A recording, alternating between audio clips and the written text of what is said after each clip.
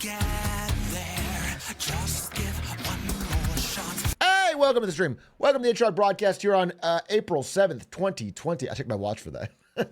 April 7th, 2025. Good to fucking see you. Howdy. Wait, let me get this a little fixed up. How was dinner? It was great. I had a very tasty chicken broccoli soup thing that I already made. Hey, Mikey Mac 2214, thank you for the 5 months. Seth Boutillier, thank you for the prime. Hello, Bluty. Strange question. I didn't have a glizzy soup. Chicken soup. Risen Doc, welcome to the stream. First time. Your camera's blocked on the right side. Oh. Wait, you're actually right. What is that? There, I fixed it. I think. You know what it was? I'm going to tell you what it was. Fucking Quack and Adish were in here messing with my shit. I have a system. I walk in on here and they were fucking moving shit around. Okay? They were trying to make it better. No, it's not as need to be better. It's already perfect. Now my shit's all messed up. Oh, God. I can tell the difference. Yeah, and it's worse, right? And it's worse. Doesn't it feel worse? It feels... Something's off. God, something's off. But I do think they set up the PS5, so I can't be too mad. This is my crash out on employees that helped me out. Okay? So you got to keep them in line. They set up the PS5. And specifically, they set up the PS5 and the PSVR. So now we should be able to do Hitman VR this week with Linkus. Locked in. Bam. Wham, blam. Thank you, ma'am. Easy clap. So it should be sick. Alan Baum, thank you for the gifties. Sorry, I missed it. I appreciate that. Did you have a message that you specifically wanted? Your message was, how was your poop? You said, how was your poop? Got ignored and then gave 5 subs so I would answer that fucking question. I wish I could give them back. I wish I could give them back. What a fucking waste of money.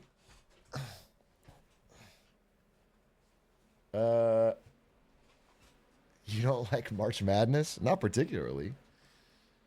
I think, call me crazy, okay? You can call me insane, call me the Joker for this. I think a best of one makes no sense. So what they should do instead is have these college kids play a best of 100 every round.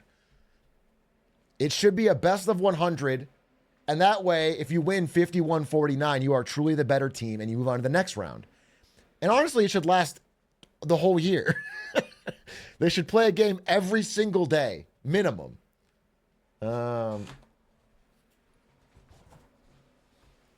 Actually, it have to be multiple games a day, really, if we're going to get through all of it. They should play at least. They should be playing from dawn till dusk.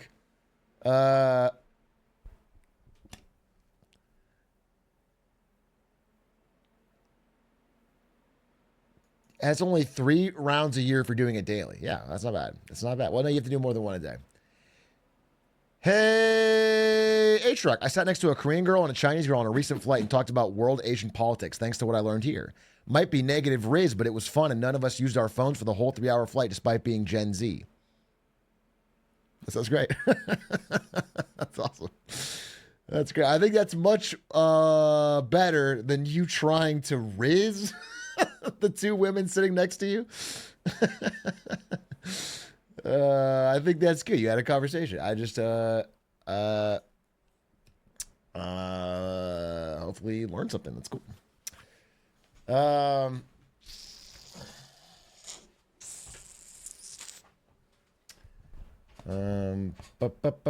Economic aura. Hey, Big A, long-time lurker here. I think you're pretty funny. You should try playing games as well. I think you're funny content with Leader Maker. Baba Yaga. Just you wait till Silk Song comes out. Just you wait till Silk Song comes out. We'll be gaming like crazy. Dude, imagine You just saying copium. It will come out. It's coming out this year. No, I'm now all in. I've decided that being I don't know, jaded does not suit me. I'm all in. It's coming out. I'm stoked.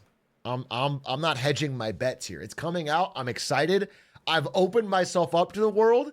I'm letting them hurt me if they want to. Okay? I'm excited. It's coming out this year. It's going to be put money on it. Is there a fucking Poly Market? I will. Poly Market Silk Song.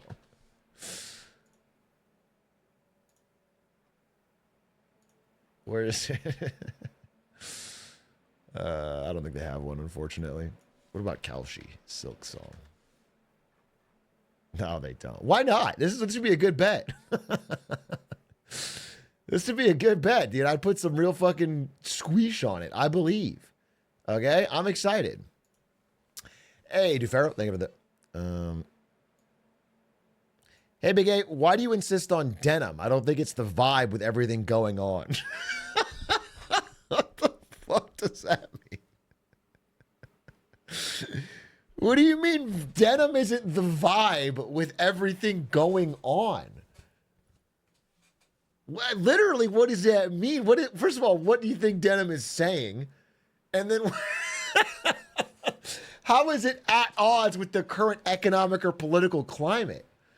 What does that mean? Read the room. I can't read the room. I don't know what the words are. What am I not reading? Denim is so 2015 coded. Denim pre-Wednesday's insane. Look, this is worse than the tan suit, I see. Our president wearing a tan suit is almost as bad as a streamer wearing a denim shirt. Atrioc, how can you claim to be a basketball fan and not be watching the NCAA championship right now? It's very simple. I don't give a fuck about college ball. That's why.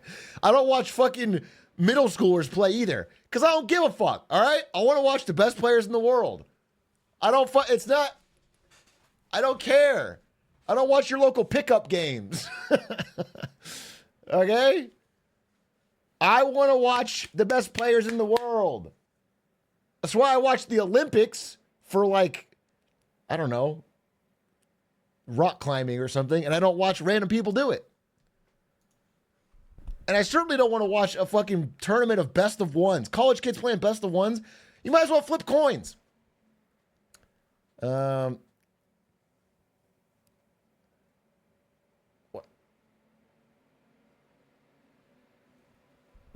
Is this why you watch Squeaks? Yeah.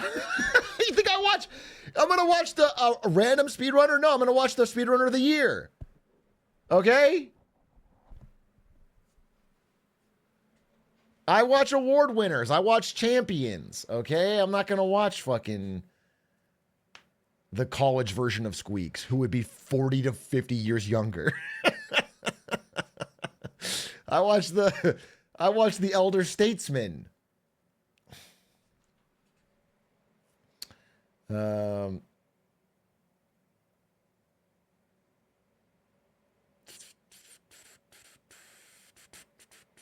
Hey, Big A, got a question.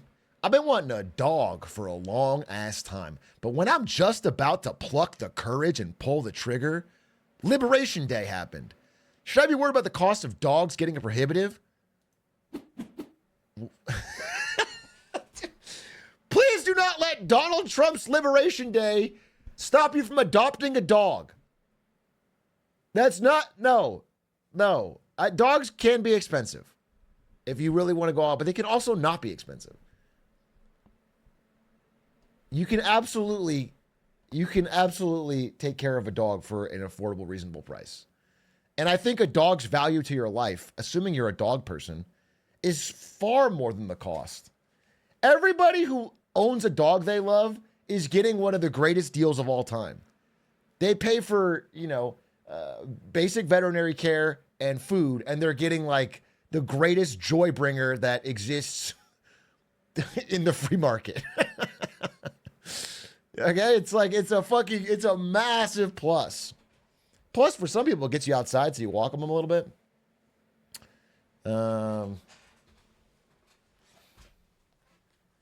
If you like dogs, I would say that you should not be. I mean, unless you are, I can't even imagine a situation that you would be in this chat and not be able to reasonably take care of a dog. Thoughts on the Supreme Court decision to allow Trump to continue with I don't know, Bait Man. I don't know. I assume bad would be my guess. I believe you also think that. Do you want me to confirm it for you? I assume bad. Hey, Atrioc, on your new Big A video, I'd like to say some stuff about it now. What my school does. Sorry, this is about the. What is this about? This is about the phones banned in schools, or trying to ban them in schools. What my school does is have us use our phone for learning, using websites like IXL to learn. So parents aren't mad their kid doesn't have their phones and the kids are still learning. That seems terrible. I'm sorry. Carson, low key, maybe it works for you. That sounds terrible. That sounds, if you're a kid, right, you're on your phone and you're trying to run the IXL website or app and you're like one click away from everything fucking distracting. That sounds terrible. That sounds like you're learning jack shit. You're probably cheating nonstop.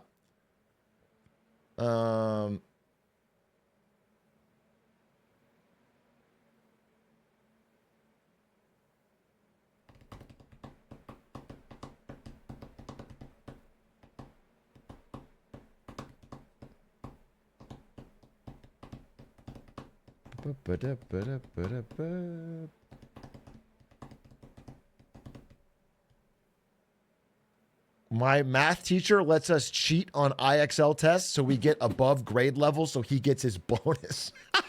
That's fucking good. Woo! W system, baby.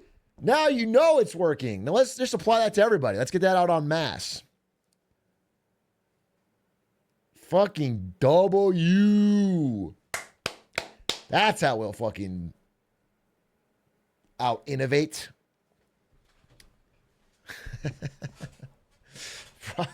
Every teacher's pay should be based on the grades their class gets, and it should be no oversight. However you get them, and you're getting paid. Okay? There should be an incentive to, if you have a failing student, you need to find a way to either kill them or get them out of your class somehow, because it brings down your pay. And then everyone else, you have incentive to cheat. This is a good. Why are you question marking? I believe this. Don't fucking question mark me when I'm putting a real fucking thought out there, okay? I want a good clip so we can get this on there. Yeah, I don't think you're going far enough. You're right. I should go farther.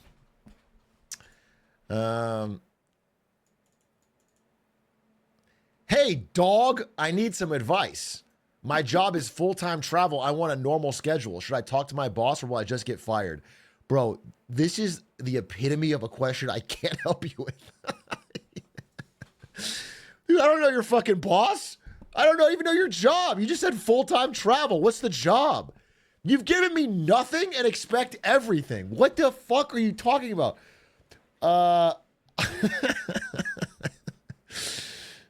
Dude, I don't know. If you're a pilot and you're like, hey, I don't want to travel anymore, then yeah, you probably will get fired.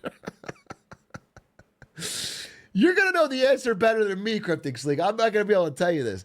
I will tell you, I can spin off this question, and I can tell you that for a while, my job at Twitch was near full-time travel. As in, I would have to travel at least every weekend. So I would work all week, then travel on the weekend to an esports event somewhere in this country or another country, and have to do coverage or social media for it. And then I would come back home and have to work all week. And I was young, so I liked it because I was like, cool to travel, but it burnt me out real quick. And you always end up with huge piles of laundry at home, and you never have any downtime outside of work and travel. And it kind of sucked. I don't think it's for me. Some people love it. The thing is, I had people that had the same job or something like it who fucking loved it.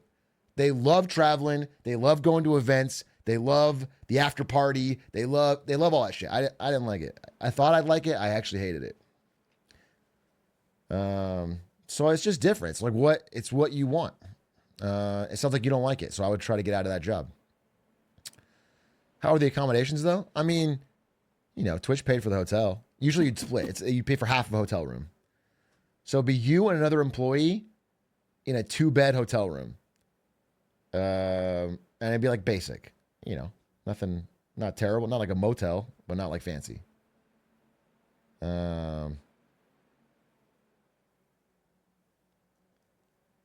Flirt? It would, sure. I mean, flirt. Yeah, if you want to strike up an office romance with the fucking engineer who's there with you, the company's like fucking, yeah,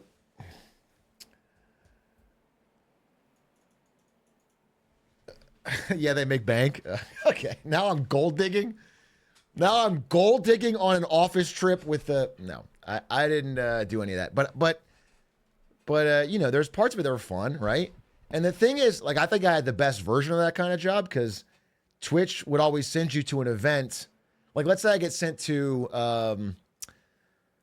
what's an example? PAX. You go to PAX Prime. You're up in Seattle, okay? Or you go to Gamescom in Germany. Or you go to, what's the one in Japan? Or E3 or whatever. So you go to one of these. It's like, I'm a gamer, but most of the time you have to work. So what I really do is I fly out there. I go to the Twitch booth. I usually have to do something menial because everyone had to contribute. And then I have to go to the hotel room and do social media posts. So mostly what it was me most of the day sitting in my hotel room, hunched over a laptop, doing the same work I'd be doing back at my desk at work, but like on a worse chair, worse internet, worse. And it wasn't that fun. It was kind of shitty.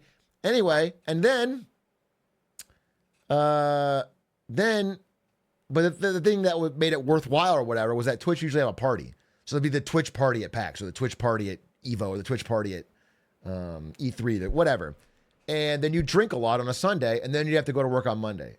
And it just turns out like that is not a fun way to live for too long. You do it for a while and it's like, oh, it kind of sucks. You just feel kind of shitty.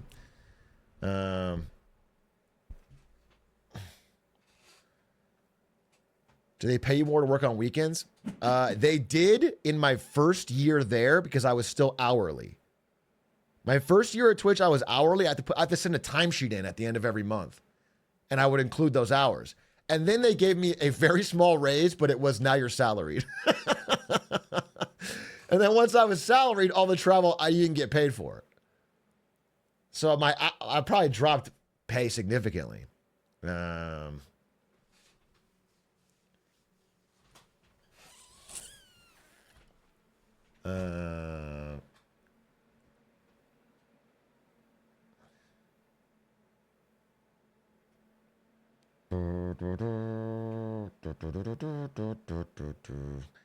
am not your salary, Kendrick.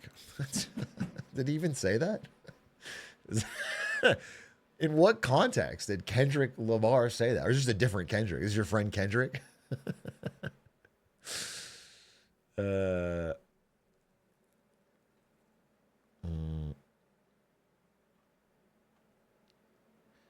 Hey, Big A, what was your day when you realized you saw Dan Clancy for who he truly is? Dan Clancy came to town in a big, shiny truck. And everyone was so impressed. He had a press suit, fancy hat, and he spoke fancy words. And all the people in my simple town, well, we fell for his lies. Okay? And over time, we noticed that our pie kept getting smaller and his pie kept somehow growing. And that's when I realized that all this fancy talk and fancy words of Dirty Dan was at the expense of me and mine, of my friends, my family, and my folk. But by that time, it was too late. I got run out of town. Though it wasn't a town at that point. It is now a city, 10 million strong. And that's the story of Clancyville. Did you defeat him with the power of dance? Did you see the guys? Did you guys see the... I hope you guys have been practicing. I hope you guys have been practicing, okay? because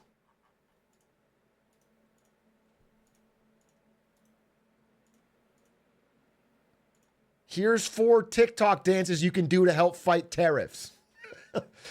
Have you been practicing? I feel like nobody's doing this. The tariffs are still here.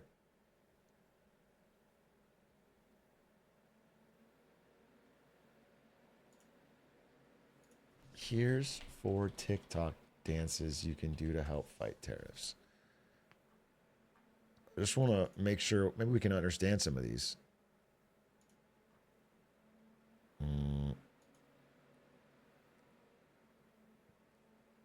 Oh, wait. It's like a Instagram thing, doesn't load. I honestly think that if you can get the entire country 300 plus mil to dance, the tariffs will be trivial at that point. You have like a Footloose type situation. You think the magic of dance is more important than the law. And if we can get, you might be right. I think if we could bring a little whimsy back to the world, then no tariff could stop us.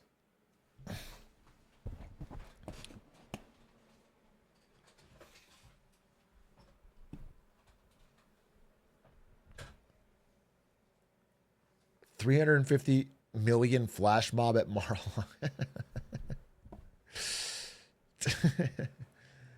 Hey, Big Ed, can I cash in my first time chatter topic? I didn't get it when I first joined the stream. Oh, he says you have 220 messages. No, you have to be here for that. Otherwise, everybody who's ever been here could just cash it in. And also, I could never check. No, that's just not how it works. You can't. That's not. No, there's no cash ins. You don't get it. You don't get it late. It's not like everybody gets one. First of all, it's a new. Can I withdraw? No, you can't withdraw. You can't trade it. Someone's going to come in here and say I've bought the first round draft picks of 100 chatters and now I get 100 topics. There's not a market for it. You can't buy or sell it. You can't. No.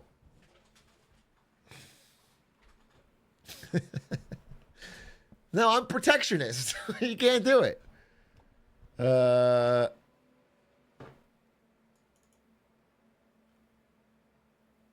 Pepe scream, there's a run on the bank. Get yours. Holy shit, there's a bank run. Hey, thank you, Dufero. Thank you for the prime. Yep, Caleb. Thank you for the 24 months. 47 months. I'm sorry. Wait, what? 47 months. But, oh, wow. Jesus Christ. Is that one of my longest ever? What? I don't think I've ever seen a 50 bomb. Thank you, Yep, Caleb, for the 47 months. Who's got a 50 bomb? What is the... Oh, 60. R-Dubs has 60. Well, I still haven't seen a 50. I've seen a 60. Hey, thank you for the 57, Neptune. See, all you got to do is bring it up, and then all the 50 bombs come out. They were just about to quit, and I kept them in for one more month. You see, that's called the fucking long game. That's the fucking long game, dude. They were at 56. Oh, I'm done with this. And then now he's got to do 57 to prove it to me. This is art of the deal, all right? I'm thinking in chess, not checkers. No, thank you for the 57. Sploinky, thank you for the problem. Rafs, thank you for the 7 months. Whoa, Big Yawn, thank you for the 2 months. Coon the Goon, thank you for the 13 months. Mantra, thank you for the problem. Zach Conway with the 29. Malogs, thank you for the 28.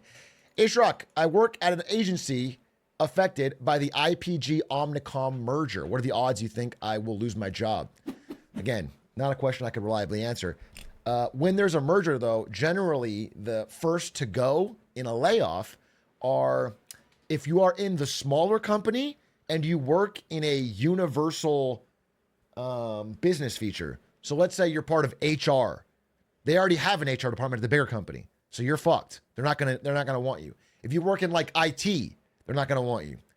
If your job is something that's like part of the functioning of the business, and you're in a smaller one, usually you get cut. That's how it works. Because the whole point of the merger is to increase efficiency by using one IT team or one HR team or one whatever. Now, usually ends in bad results, but I'm a project manager. You could be fine. I mean, it depends on what they acquired you for. Again, I'm not sure, but if you're part of the business that makes something or makes money, you're least likely to get cut in a merger. But the things that keep the business running usually get cut. I didn't read today's news. How bad are things? I'm going to cover the big news of today. I don't have it's still a fairly substantial presentation here I'm going to do. But it's just about today. It's about all the stuff that happened today, all the news today. I think it's like 50, 60 slides, something like that. You know, it's pretty good for I made it on the news today, but there's not like a one-shot thing. What do I call it? No, it's not. I don't know what to call it, but like I don't know. When I do like a 200 fucking bomb on a big topic. Do you just watch the news with the deck open? Yeah. And I read the news with the deck open, and then I put it in as a note, or I write a little note, and then I go back later and make it into a slide. Yeah, that's exactly how I do. Why is that crazy? How is that psychotic? I think I described the most basic way I could make it, and you're like, fucking psycho? Fucking freak? What the fuck? Fucking it's got a Joker? He reads the news and makes a slide about it to talk about it with his chat? Big news today. I beat Pantheon. Congratulations, Sep Suep. It's a good day. Congratulations. Let me turn the air on real quick. It's fucking hot in this room, especially in my nice denim shirt.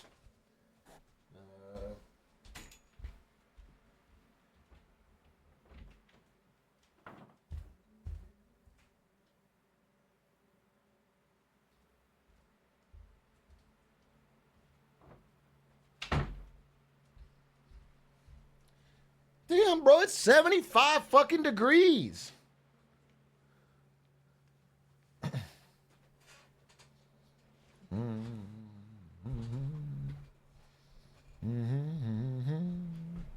Denim shirt, shorts, no socks. What a man. It's hot in here. It's fucking hot in here. I'm going to wear what I have to wear. Okay. And I appreciate you recognizing that I'm not fucking, who's Edward Murrow or something. I'm not wearing a suit. I'm not gonna show up here and fucking. Honestly, it feels like summer right now in LA. Fuck this temp change. Fuck this chump change. That's what I'm saying. Why is it cold in Texas? I don't know. We stole the heat in California. It has been hot, but it has been cool for me to show Quack from Canada, Yuck, around LA. He came at the perfect time. Quack left Canada and it was cold as shit. He showed up here and it's like 75 and sunny every day. Perfect day. And we were playing basketball and walking around and I think I have, he's not going to move here, but at least I showed him a good time. Can he dunk? No. Actually, I have something embarrassing to say. Well,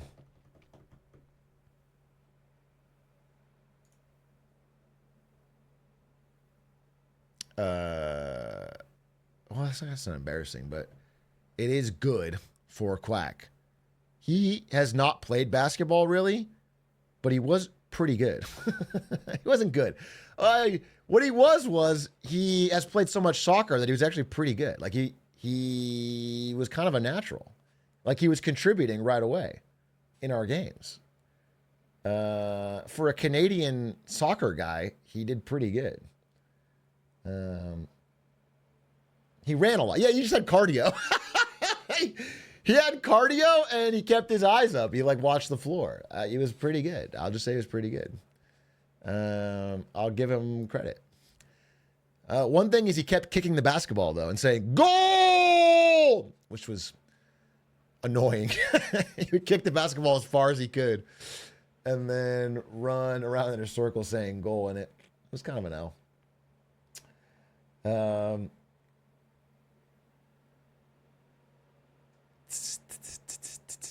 Dude.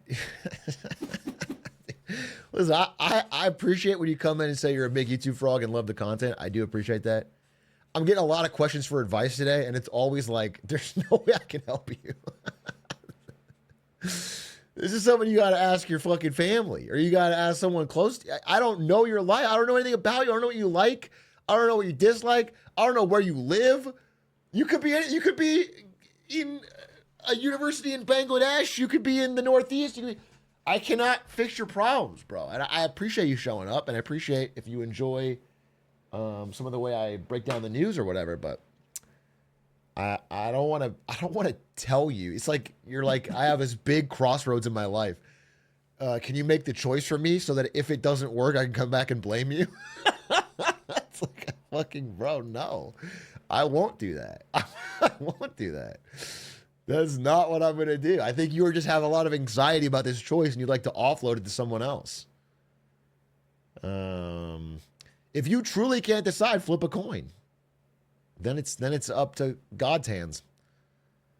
That is unless, of course, you gift 50 subs. Yeah, if you get 50 subs, I'll give you the real. I do know. I have the answer. I just want to be clear. I know the answer to your question, and I could absolutely figure your life out and get you in a perfect spot, and you'll be healthy and happy and wealthy and wise. I can't do it unless you pay for the ultimate tier of. To be clear, I am joking. Don't do it.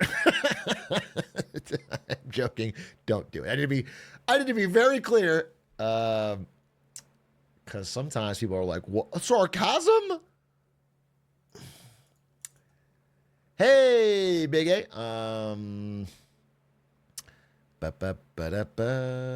Hi, YouTube Frog. If you were the president and everybody hated your tariff, even though you worked really hard on them, what would you do? Donnie T, good to see you again in chat. I would call them a bunch of fucking panikins, and I would go golf. My goat, don't let them fucking bring you down.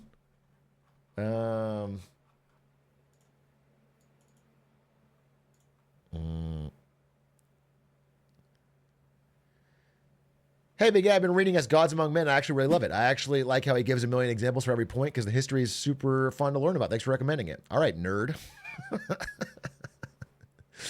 All right, nerd. You're the one that likes the million examples?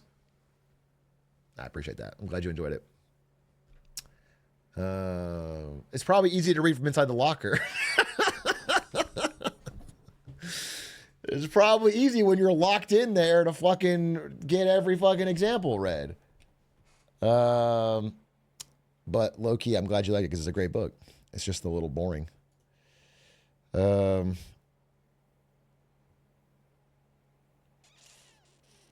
if you were a Twitch streamer and people kept asking you difficult hypotheticals, how would you handle it? Do you think your job would be safe?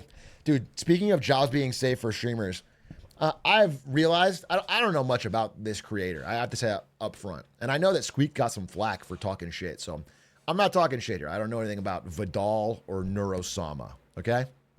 Don't know anything about it. But I know that it's at least a partially AI creator. And my understanding is that at least some points of the stream, Vidal, I'm sorry, I'm getting it right. Some points of the stream, there's no human. It's just the AI responding to chat questions, is my understanding. Okay? Am I correct or not? At some points, it's just the AI responding to chat questions. Okay? And it was making me think. I was talking with, maybe with Doug or with Aiden. I don't remember who. Someone. We were talking about it, and I was like, it's kind of funny that, like, some parts of my stream, I'm just pulling up chat questions and responding to them. But, like, an AI doing that could be programmed to give at least somewhat entertaining answers and do it forever. Like, I get gassed after 2 hours. I get gassed after 2 hours. But and for some people, it's not even the quality. I'm not saying I have a super quality response here either, but for some people, the quality of the response doesn't even matter. It's that there's like at least a few thousand people in chat and your message gets pulled up. For some people, they don't care even what I say. They just want their message to get pulled up in a chat that has a few thousand people in it. So it's like they feel something. And so if there's an AI that can just do that on loop forever and gets big enough to have an audience, that's an interesting spot. I think it's worth, it's definitely something that didn't exist before. This personal, again, I don't know this specific trend. That's just an example of someone's finally gotten big enough. Where I think people are sitting in chat and they're like, they don't care that it's just an AI inputting their text and saying random funny response. It's like, anyway, this is interesting. Uppies, uppies, uppies. Right here. Right here.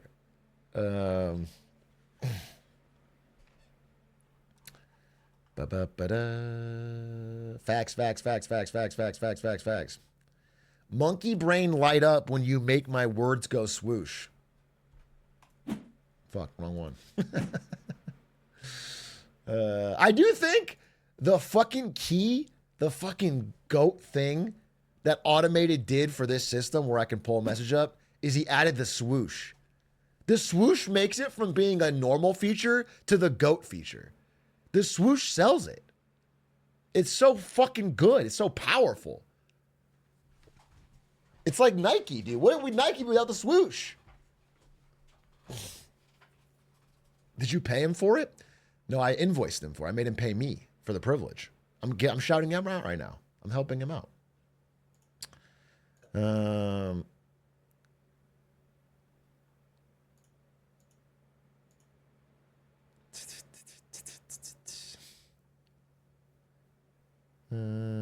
It's okay. Kind of mid would be better if it was a fart instead. You don't think that would get a little annoying if every time I pulled someone's chat message up, it's made a big fart sound? You think that would be a little like crass and tacky? And like all of my clips would just be filled with fart noises and it would feel like super lowbrow. What if it was a fart sound into a vine boom, into a second fart, into 21? What about that? Every time. And then a Roblox oof when it goes away. Would that be cinema?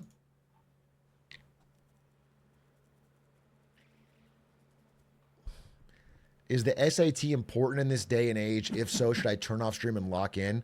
Bro, you asked this question 1, 2, 3, 4, 5, 6, 7, 8, 9, 10, 11, 12, 13, 14, 15, 16, 17 times in a row. Fucking go lock in. You're not going to lock in no matter what, actually. You're cooked. You're cooked. Nothing I can tell you will change whether or not you're cooked. You're dropping 17x spams on whether you should pay attention to the SATs. You're cooked. Kindness first? All right, man. Maybe you're not cooked, but you should quit the stream and go fucking try. What if every question on the SAT this year is about how to properly spam to get noticed and whooshed on the screen? Then all of a sudden your practice paid off. All of a sudden you're fucking locked in. You get a perfect 2400.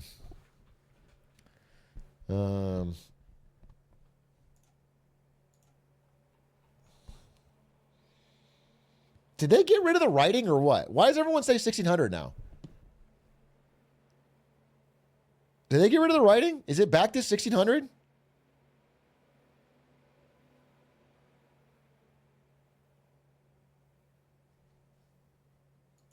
When did SAT get rid of writing?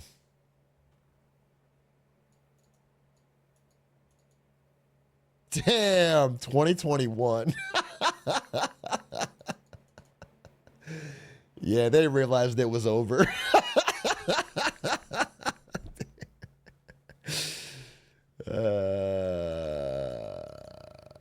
They realized it was fucking... No, we're not going to make these kids write. Nobody wants to read that.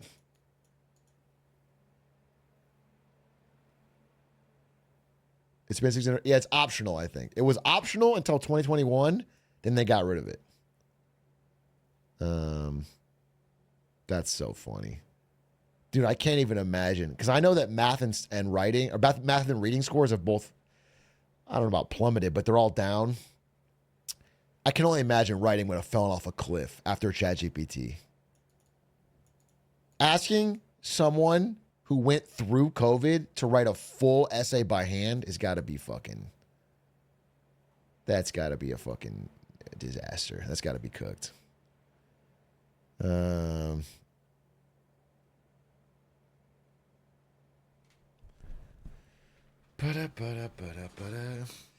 should do a second playthrough of Hollow Knight to warm for Silksong.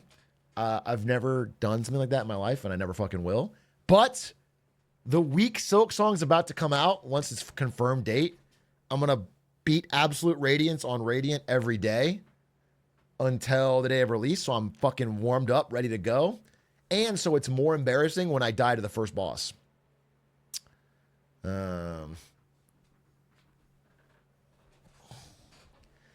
What if the game is bad? I am making 2 bets about Silksong. Number 1, it comes out this year. Number 2, it's good. I feel confident in both of these bets. Some of you are taking the under, but I believe. I fucking believe.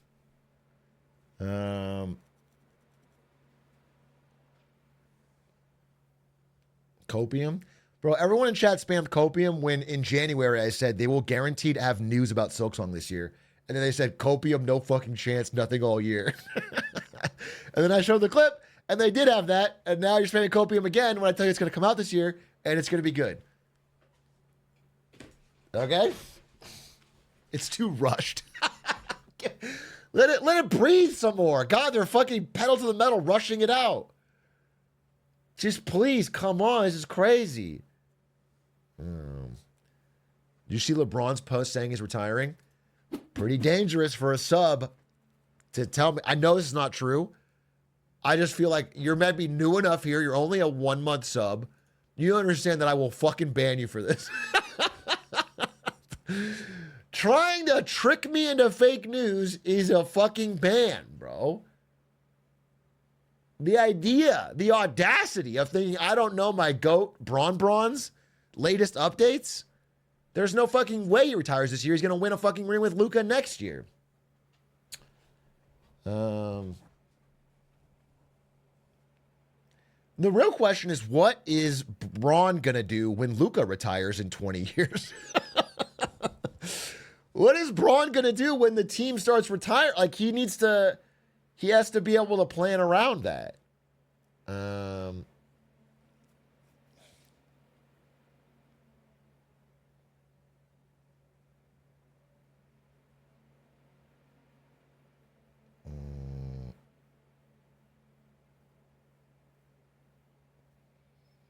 Play with his grandson? First guy to play with his grandson in the NBA? That'd be fire. Jessica Wanders, thank you for the prime. All right, let me get a little 15-minute timer up because I need to stay on schedule here. Talk about today's news. Lots of news today. It's not an really. Let's just say news update starts in. And we'll make the timer shorter. Let's make it 15. There we go. Hey, Atrioc, your Twitch account's the only one I've seen these days that's older than mine.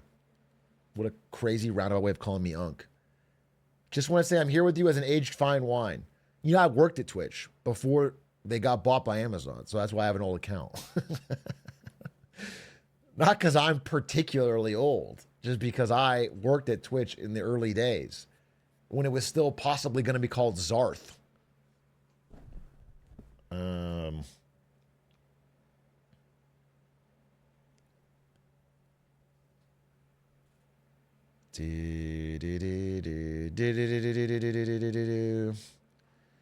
Hey, Atrioc, how do you say positive while saying informed?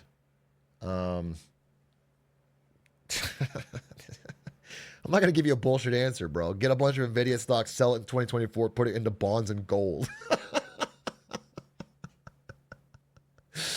Then you don't feel so bad when the market crashes, right? You feel fucking good. That's a W method.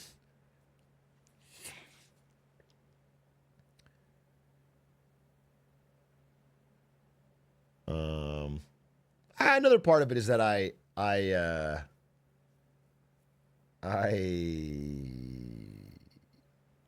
think one of the big differences that I've seen with people who might share some of my conclusions or points, but are more doomer, is that they believe people's minds can never change.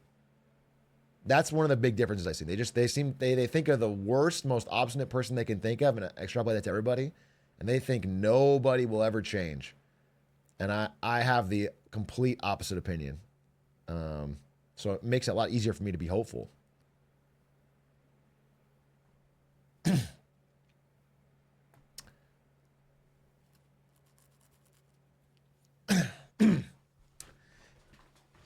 Oh, wait, let's talk about the dire wolves. We have a little bit of time.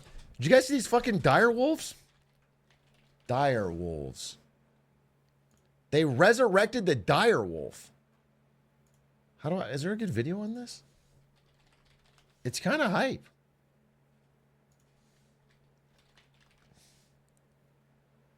Can I see this?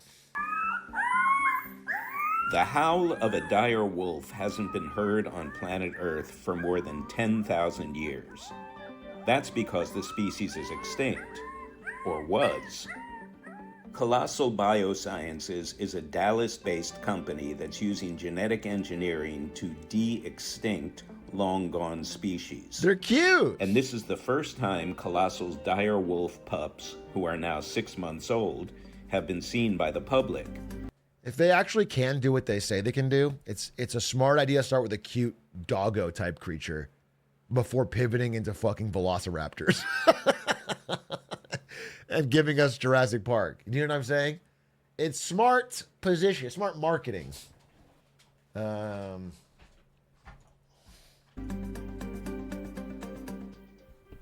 Hey Ben, it's Jeff Kluger from Time Magazine. Jeff Kluger. A pleasure to meet you. Yeah. Tell me a man after my own hairline. About what the goal is for de-extincting and rewilding ultimately. Why are you doing this work? It became abundantly clear that we need Don't new plus tools do that. and It was technologies for self-deprecating. conservation. And so we thought this was a really cool way that we could create value, Cute! impact, inspire people, and then also hopefully thoughtfully rewild some of these species, which apparently will also have ecological benefits to these different potential ecosystems. There's an ecological benefit to releasing dire wolves. What are we talking about?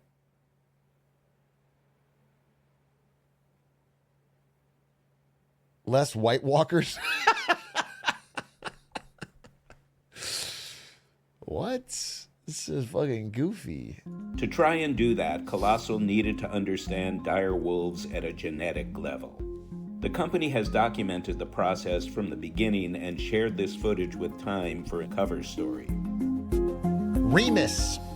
So can you tell me a little bit about what went into engineering the dire wolf? We extracted DNA from 2 fossils that we knew from previous work had some amount of preserved ancient DNA.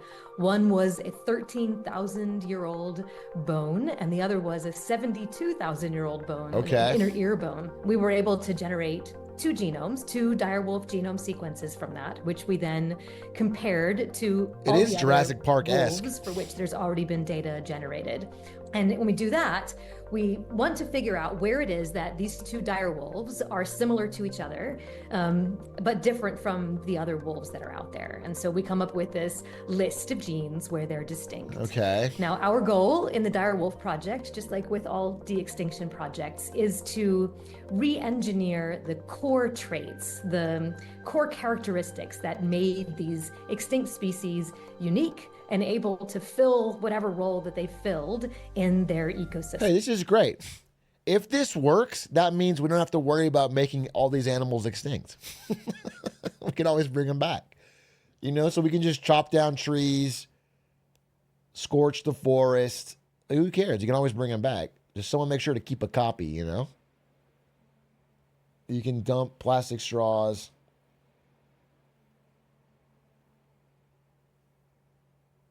They should bring back the dodo bird. Wait, that'd actually be fire.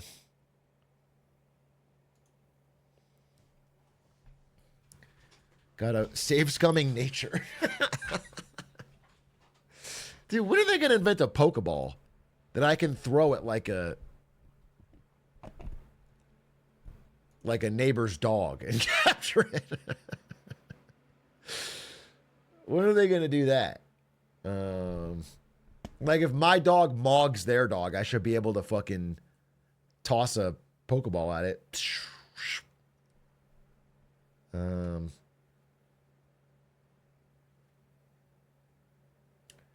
Next year, Elon.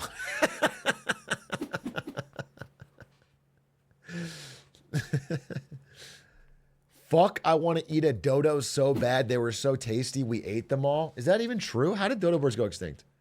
Dodo bird extinction. Oh yeah, we just hunted them, huh? But it turns out there was also invasive species like rats, pigs, dogs, and cats, which ate dodo eggs and chicks and then ate all their food. Portuguese sailors describe eating dodo bird. I want to see what it tastes like. What did dodo? Okay, wait.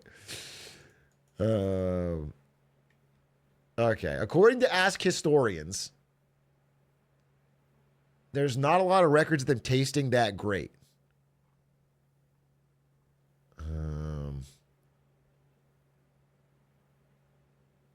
It was more like sailors were just fucking hungry.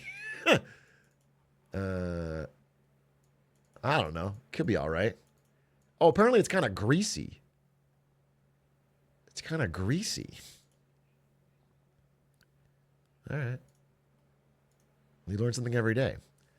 Yeah, but with modern cooking techniques, we love that. We need Gordon Ramsay to spice it up. Yeah, you're right. You're right. You see Gordon Ramsay's fucking what was that one he totally botched? There's one, it was like grilled cheese. It was a grilled cheese, right? Dude, he made the nastiest. It was like a $400 of materials grilled cheese. Looked like shit.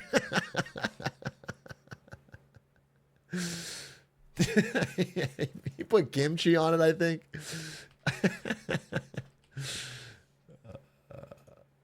Wait, can I just get a picture of that thing?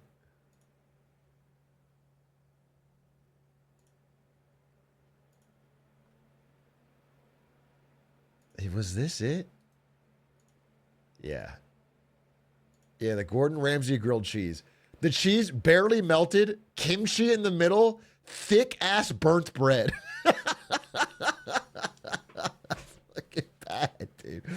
The cheese like barely fucking melted. It's a kimchi cheese sandwich.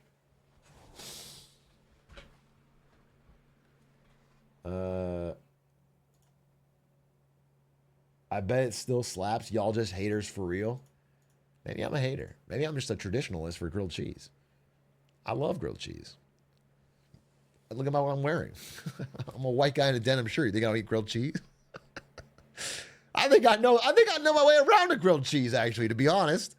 I think you should give me fucking credit that I know what I'm talking about. And I think I could fucking... But what I'll tell you is that I think grilled cheese without tomato soup is not a grilled cheese at all. I think grilled cheese needs to be dipped into something because the grilled cheese is crunchy and good. Delicious. Very American take. You know what else is a very American take? That we should storm the beaches of Normandy and stop Hitler. I guess that's too American for you, huh? I guess these American takes can't count. But, you know, for me, I personally support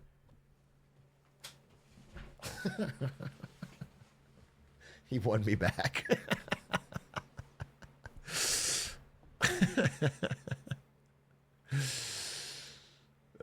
Took a few years to join the war, though. We took our time. We took our time. I'll be honest with you. It worked out economically in the 50s. We took our time.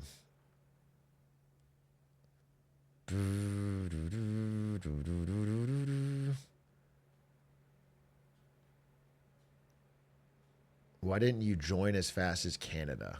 So true. America really the guy that late TP'd to the team fight and then cleaned up? League of Legends metaphors for World War II are always going to hit. Those are always going to hit. Scoreboard. Fucking.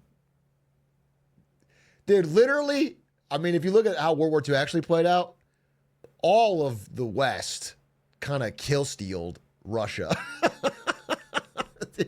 If you look at how World War II kind of played out, we kind of KS'd. Although, Hitler kind of KS'd himself, to be honest. Nobody got the fucking scoreboard. He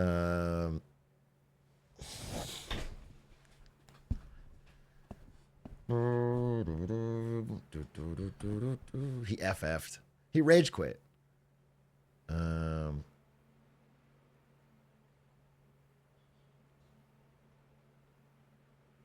Hitler denied the 300 gold.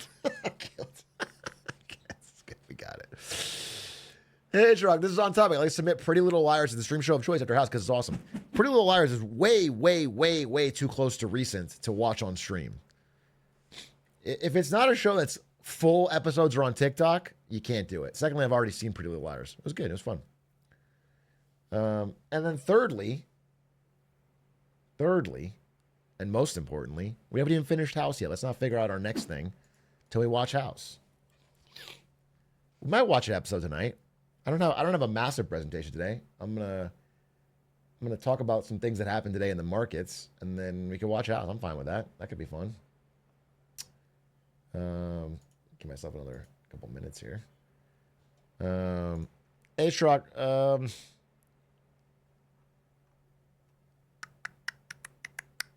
have you watched The Prophet? No, I haven't watched that.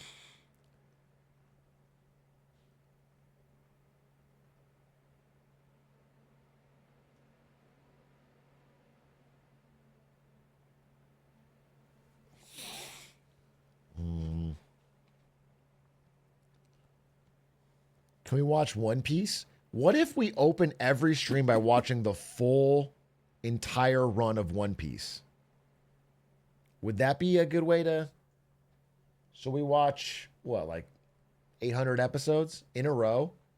And then we do it again every stream, basically, to unlock things we missed. 1,100? 1,100. Okay, we'll watch 1,100 episodes. What is the highest rated episode of One Piece? What is the highest rated episode of One Piece? What if I don't know anything about One Piece? Not one thing about it, except for that my goat Luffy.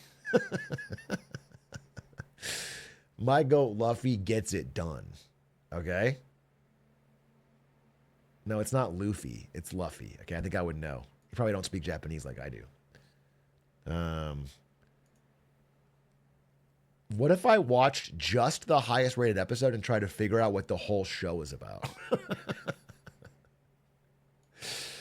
It looks like the highest rated episode was from 1999. No, it's from 2008. And it's Nakama no Itami wa Waga Itami. Zorokeshi no Tatakai. Is the highest rated episode of One Piece. Okay?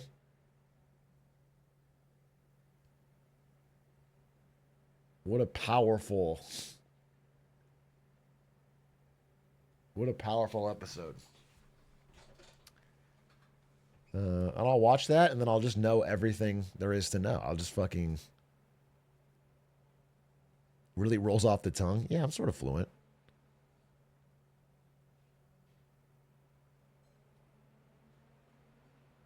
Chat's all spamming 10-15. They're probably crits. You want me to watch an episode that's 10 seasons in? 10-15 One Piece.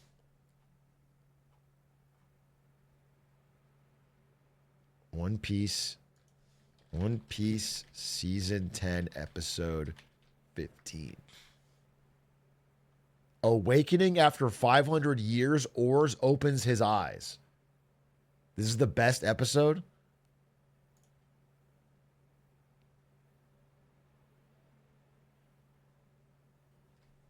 Oh, it's...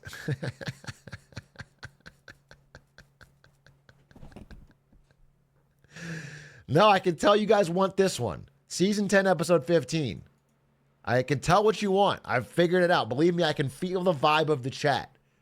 All right? I think I would know what I'm a streamer, okay? I know how to fucking pick up the... And I've picked up the vibe, and that's what you want. All right, that's the one episode we'll watch. I'll accept no other changes. We're going to learn about Oars. And this is the greatest episode, you said, ever. Oars opens his eyes. Sick. We're going to learn fucking... That's going to be awesome. That's awesome.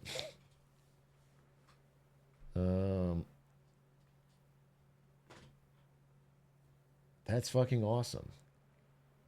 Atrioc, and start Marketing Monday quickly. All right. Well, Masinov, I hate to break it to you. You're banned. You're fucking banned. You see, that's why I have a timer, so that you can't rush me, okay?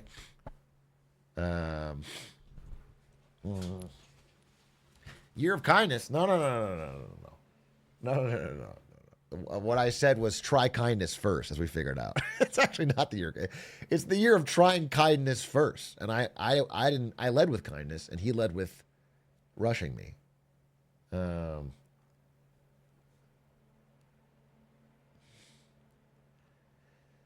I receive my income every Monday, which is kind of great because even if I spend all my money and go broke on Sunday, I get new money on Monday. Kind of like an infinite money glitch, right?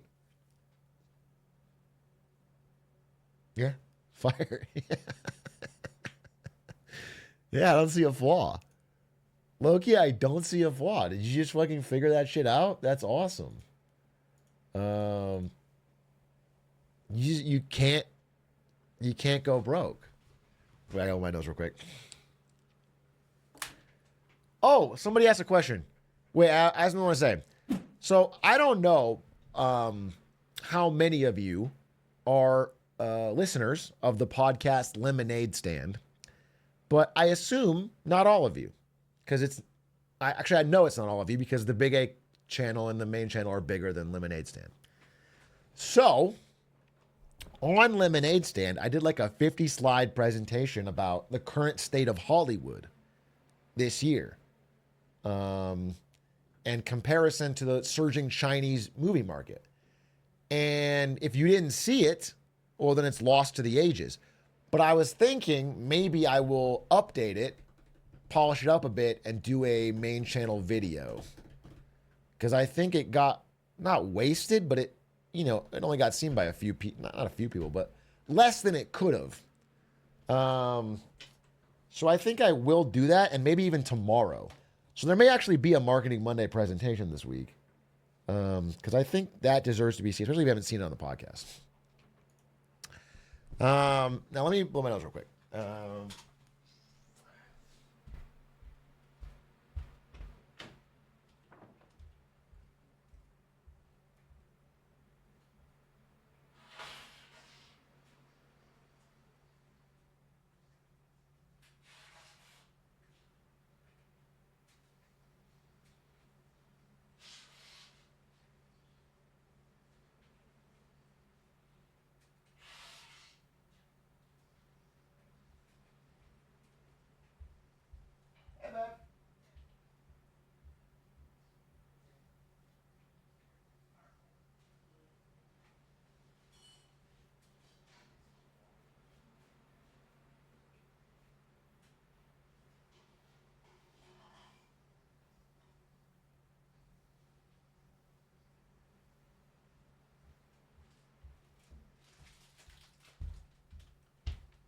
Okay. Wow, what good timing. Do you know what's funny? This is just going to be an odd thing to say. But every time I go on a break and chat spams Yep Coke, he's off doing Coke, the viewership goes up. It almost always goes down when I'm talking, but it goes up when everyone's just spamming Yep Coke. Isn't that weird? It's not. You'd think it would decline. It's not. There's no content. I don't know. That's very odd to me. Here, give me just a tiny bit more time. Give me 4 minutes. That's it. I'm ready to go. But I have some Sour Patch Kids and I want to eat them. I have some Sour Patch Kids and I want to eat a couple of them. Okay? Do you mind? Is that a fucking problem? It's an ad.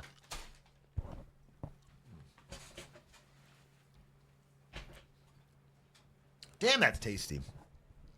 Dude, can I say this? All right? Is anyone here a real Sour Patch Kids fan? Is anyone here kind of a sour candy person that likes regular Sour Patch Kids somewhat regularly? Have you guys noticed they've been kind of innovating this past year? Have you guys noticed that after decades of stagnation, they've kind of been like bringing out the new shit? I'm kind of like, they must have a new team. They have the lemonade ones. They have the grape ones. They have the Oops All Fruits ones. They have like all these new flavors. They've been mixing and they've been in it. The peach ones were pretty good. I don't know who they hired, but I've seen more innovation out of Sour Patch Kids than most tech companies. Like they've legitimately tried to find new markets. It's fire, dude.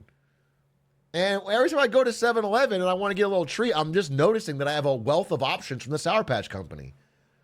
And it makes me happy.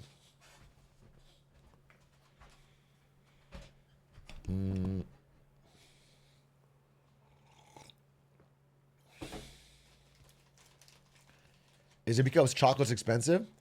I don't think it's the same companies. I mean, it could be that chocolate has gotten more expensive and people are dipping their toes into the sour candy realm because it's more affordable.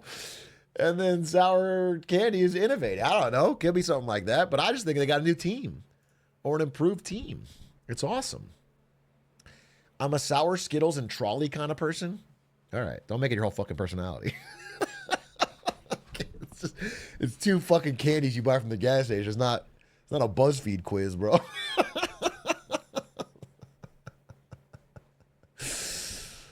Now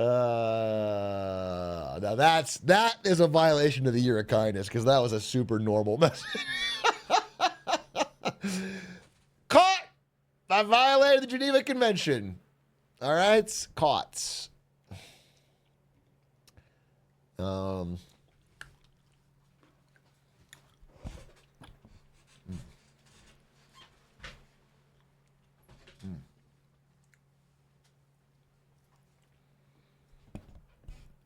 Have you tried Ompaville's candy? No, I don't know what that is. Ompaville? Let me make sure all my shit's ready. Who's on Oompaville? What's a YouTuber? YouTuber's got his own candy? Oompaville candy. Sour Boys. No, I haven't tried this. I'll try it. Fuck it. I always like new candy. If a YouTuber's innovating candy, I'll check it out. Although I will say I tried, what did I try? Some other YouTuber made candy, and it wasn't good. Oh, I shouldn't say. I'm not trying to fucking start beef. There was a bunch of it at fucking, I shouldn't even say it. About the mogul office. I tried that shit. Yuck. Patooey.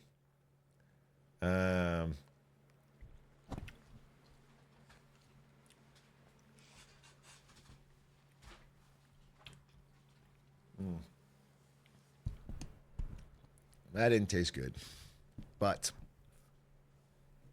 Atrioc branded sour candy. Okay. What if, hear me out. What if it's a pure marketing idea? What if you make a sour candy?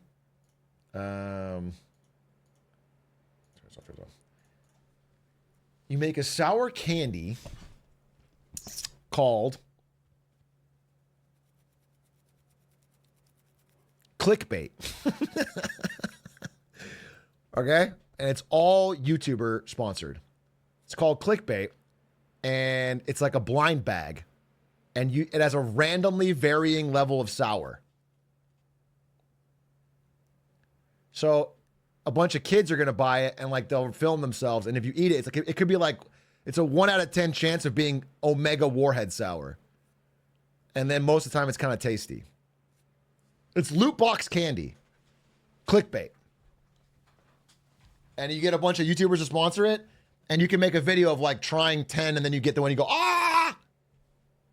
That's fucking bang. That's a brilliant idea. Fucking brilliant idea, dude. That's a fucking brilliant idea. Clickbait. I just made a fucking ton of money.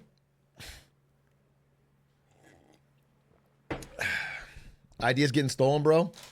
You realize that if that idea got stolen, this clip and me reacting to it will make me enough money that I don't care. I don't care. What do I care?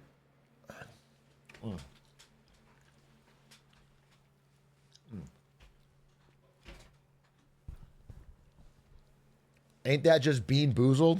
I don't know what the fuck Bean Boozled is, but it doesn't sound as good as clickbait.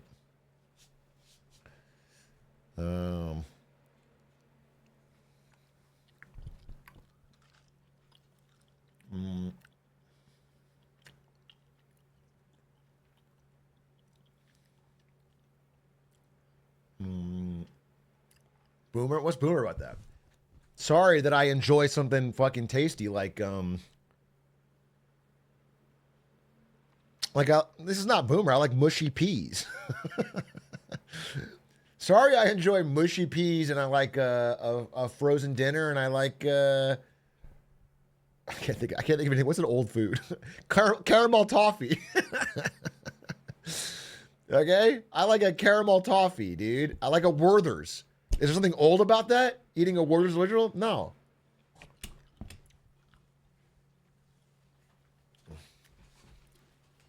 I'm young. I eat fucking Raisin Bran. Boiled Brussels sprouts. Werther's are sick? Dude, I disagree.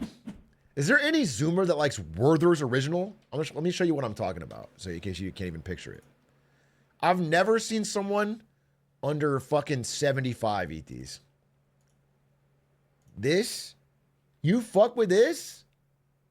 You're under 25 and you eat this. This just screams nursing home to me. I can't even... I mean, Boomer jokes aside, I don't think I've had one of these almost ever. Maybe once. And it was like so... It's like it sticks in your mouth.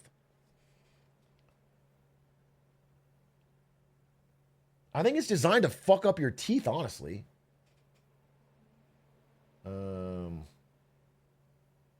You don't have grandparents? Okay, first of all, if I didn't have grandparents, would that be an appropriate thing to say? Do you not have grandparents, you fucking loser? No, I do have grandparents, but they don't have Werther's originals.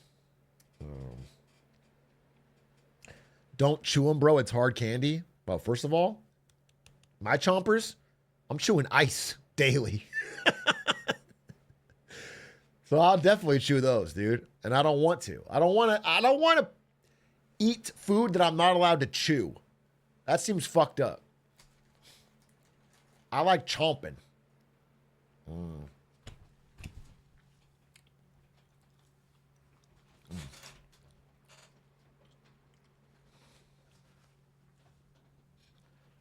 You don't chew soup, bro? You don't chew soup. I munch that shit. I'll munch that shit down. Quick, how do you eat a popsicle? You're trying to catch me in a fucking fact here.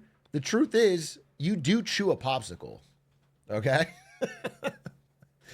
You lick it until it starts to melt, and then you start biting pieces off to finish it. You do chew it. I'm not not one layer every time till it's fucking gone. You chew it. You get 100%.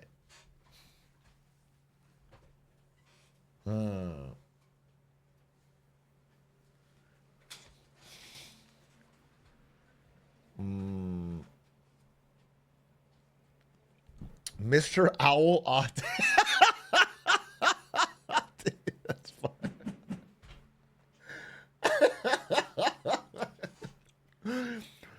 Atrioc the type to count 1, 2, 3 before taking a big chomp. One, a two. Damn, that's fire. Dude, at least 25% of the Zoomers in here are like, ha, ha, ha, but I have no fucking idea. Oh, that's fucking good. Lol, roasted. No fucking idea what he's talking about.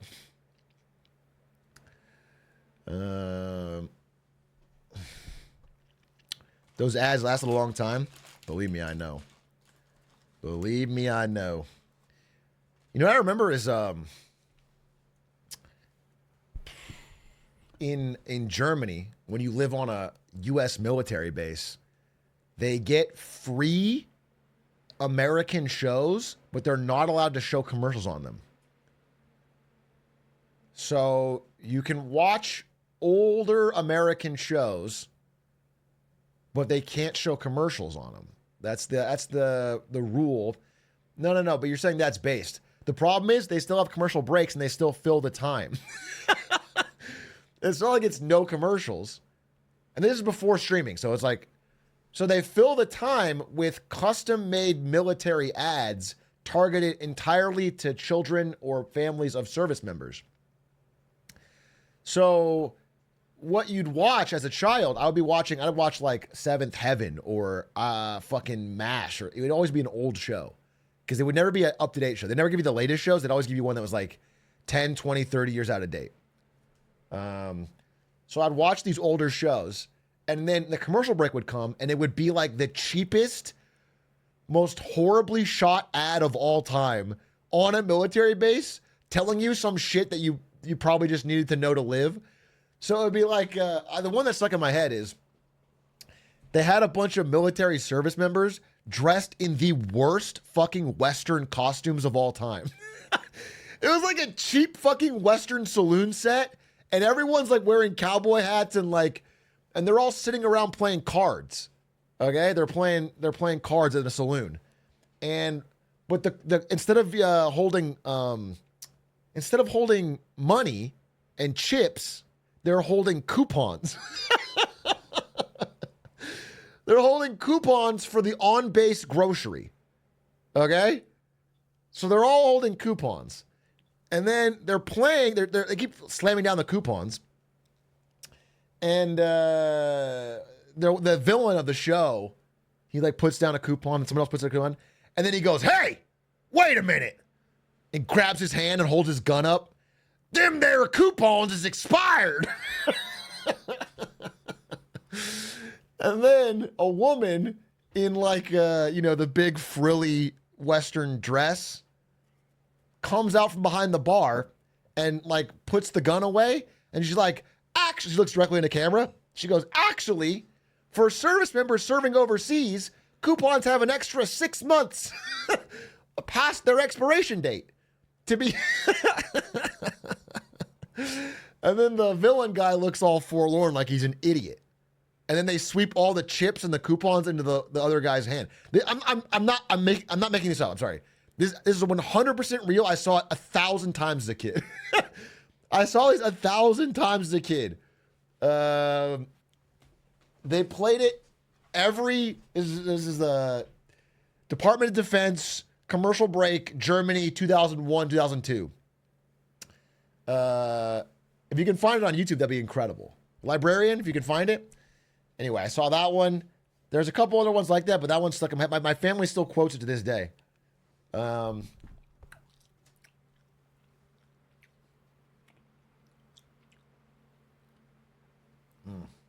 that's what inspired me to get into marketing. Yeah, exactly. Speaking of marketing, I think it's time for a little Marketing Monday.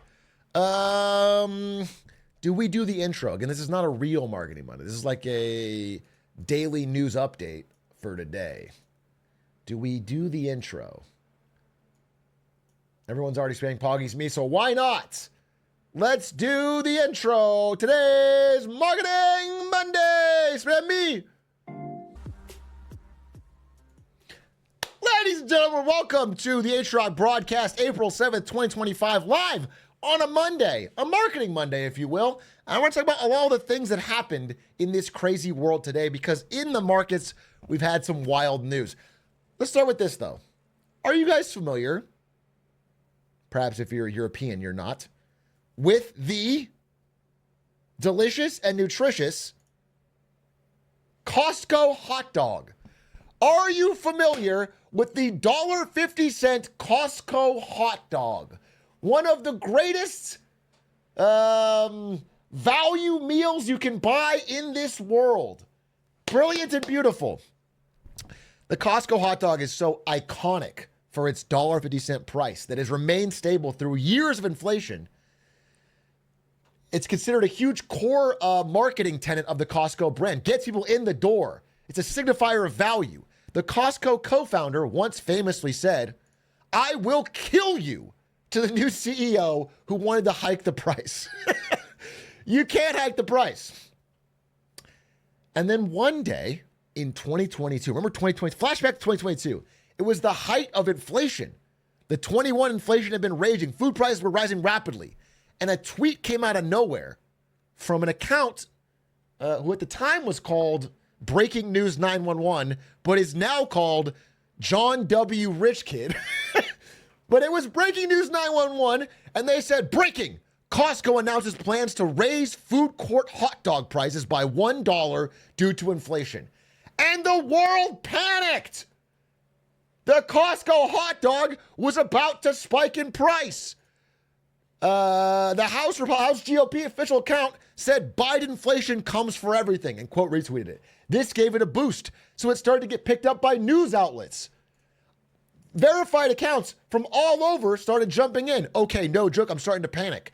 Costco raising hot dog prices. Costco announces plans to raise food court prices. This is one of those inflation headlines people will absolutely notice. Costco's cheap hot dog and soda has been a staple for years. Costco's 30-plus year run of a hot dog with a soft drink for $1.50 finally comes to an end. From Darren Ravel. Again, rare gets all over. In not even one day, I think 1 hour, the Costco stock price plummeted by, I think, roughly something like $30 billion. Everyone was like, this is the end of the company, right as the tweet appeared. And it became soon realized by those who fact-checked that this was not true. It had all been made up by one guy simply tweeting bullshit. But the real damage had been done, at least temporarily. $32 billion of market value had been lost because of one guy's meme. It was a signifier in 2022 of the era of fast-moving information and how misinformation could really move markets relatively quickly. They interviewed the guy, John W. Rich Kid. He said, yeah, I just randomly decided to post it. There was no rhyme or reason. And if anyone did even 2 seconds of research, they should know that. But kind of show what we already know. Nobody verifies anything and just reads headlines. Sad state of our society. That was probably one of the biggest market movements from a fake tweet we've ever had. Until today. Enter Walter Bloomberg. Walter Bloomberg does not work for Bloomberg. He's just a guy who made his name Walter Bloomberg. But he's verified because he paid the $8 a month. But it's worth noting he has no connection to the iconic business news website Bloomberg. He's just the guy. Now, he does tweet news regularly. In fact, I've figured out that his 849K followers comes from the fact that he basically goes to paywalled news websites, rips the headline, and then tweets it. So that you're getting access to the headlines without paying. That's his scheme. But to some people, he's become Bloomberg because he yoinks, no twist. Okay? Now, I, yesterday, on Sunday, was out late at night at a Magic the Gathering event playing card game. Very fucking cool Chad behavior. And while I was playing, I heard someone across the table from me in a different game say, "Oh shit," looking at their phone. And I was like, "What?" And he's like, "Bro, the Japanese market's just opened. They're in free fall. They just pulled the circuit breakers." Now, in Japan, it's kind of a cool thing they do. When the stocks are down, they make them green. So it kind of makes you feel better about a bad day. When they're up, they're red, and when they're down, they're green. It's just something they do. But a circuit breaker is when the stock market drops more than 8% in a short period of time. They basically stop all trading to let everyone catch their breath and figure out what the fuck's going on. So there's not a panic that goes deep selling. An 8% circuit breaker is a pretty big moment. And it was happening not only in Japan, but in Taiwan, in, I believe, Vietnam, in many Southeast Asian countries. Vietnam. Every country was basically waking up and seeing their markets crash. And I was thinking, oh shit, that's a pretty bad sign for tomorrow. That's a pretty bad sign for tomorrow when American markets open. Again, Japan, Taiwan, other countries, all circuit breakers. They were all cutting off trading because it was dropping so fast. And I think a large part of it obviously had to do with the tariffs. There was deep drops on Friday. The tariffs had not let up. And the markets were, again, digesting that the tariffs were going to be pretty bad for the global economy. Trump was still tweeting that he was solid on these tariffs. They're going to bring in tens of billions of dollars. Someday people will realize the tariffs for the United States of America are a very beautiful thing. He was rock solid on the tariffs. And so the markets were getting more and more panicked. And then enter our good friend Walter Bloomberg. The markets open blood red in America.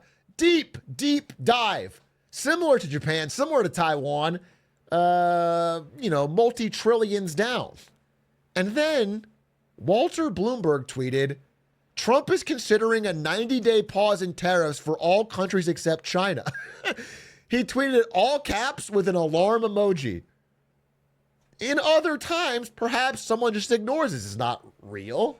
But because it came from Walter Bloomberg with a lot of followers and a verified check, it started getting picked up.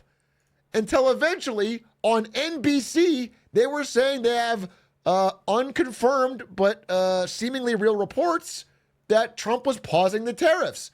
And then the stocks went dramatically green.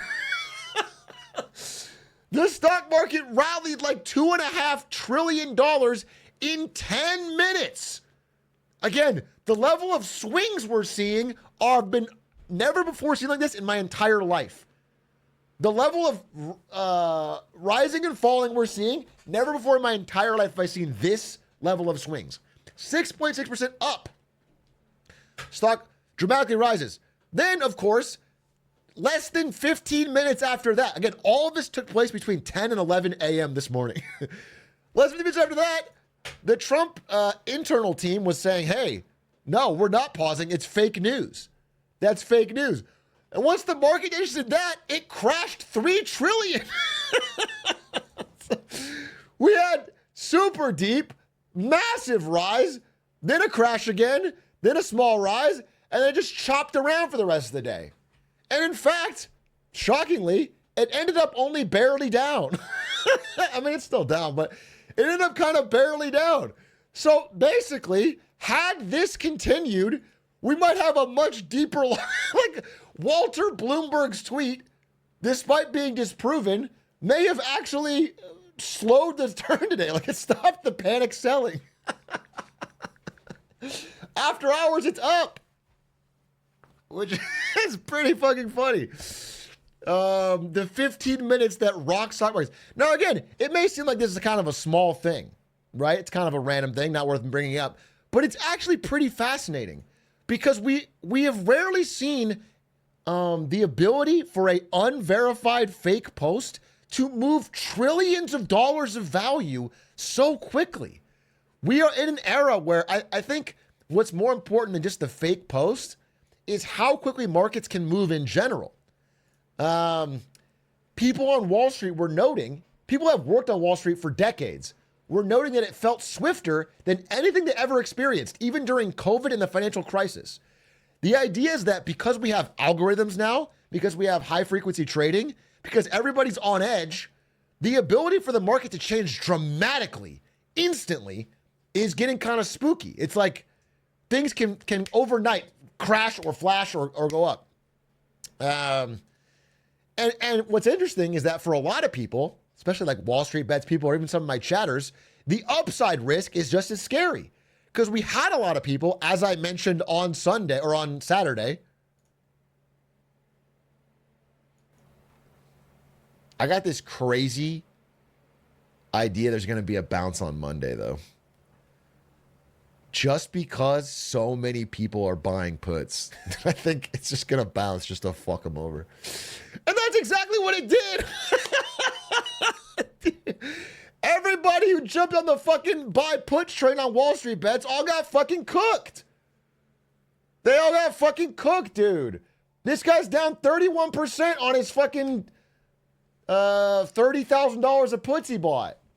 Even though the market is like in a bad spot, even though the tariffs are not being digested well, every time you think you've got it figured out and you're doing what everyone else is doing, you're probably going to get cooked. You can't, short-term breaking the market's impossible. So, worth noting that there's been a disaster for put buyers, even if the long-term trend might be negative. Now, all this chaos, ups and downs, might cause you to panic. But our fearless leader has some words for you. The United States has a chance to do something we should have done decades ago. Don't be weak. Don't be stupid. Don't be a panicking. That's the new party based on weak and stupid people. Okay? Be an American. Don't be a panicking.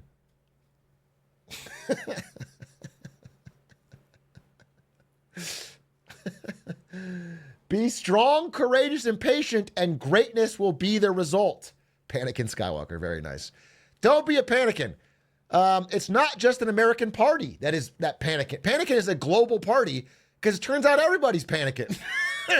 The panicking party's winning in Germany and China and the UK and Canada, the United States, and Japan.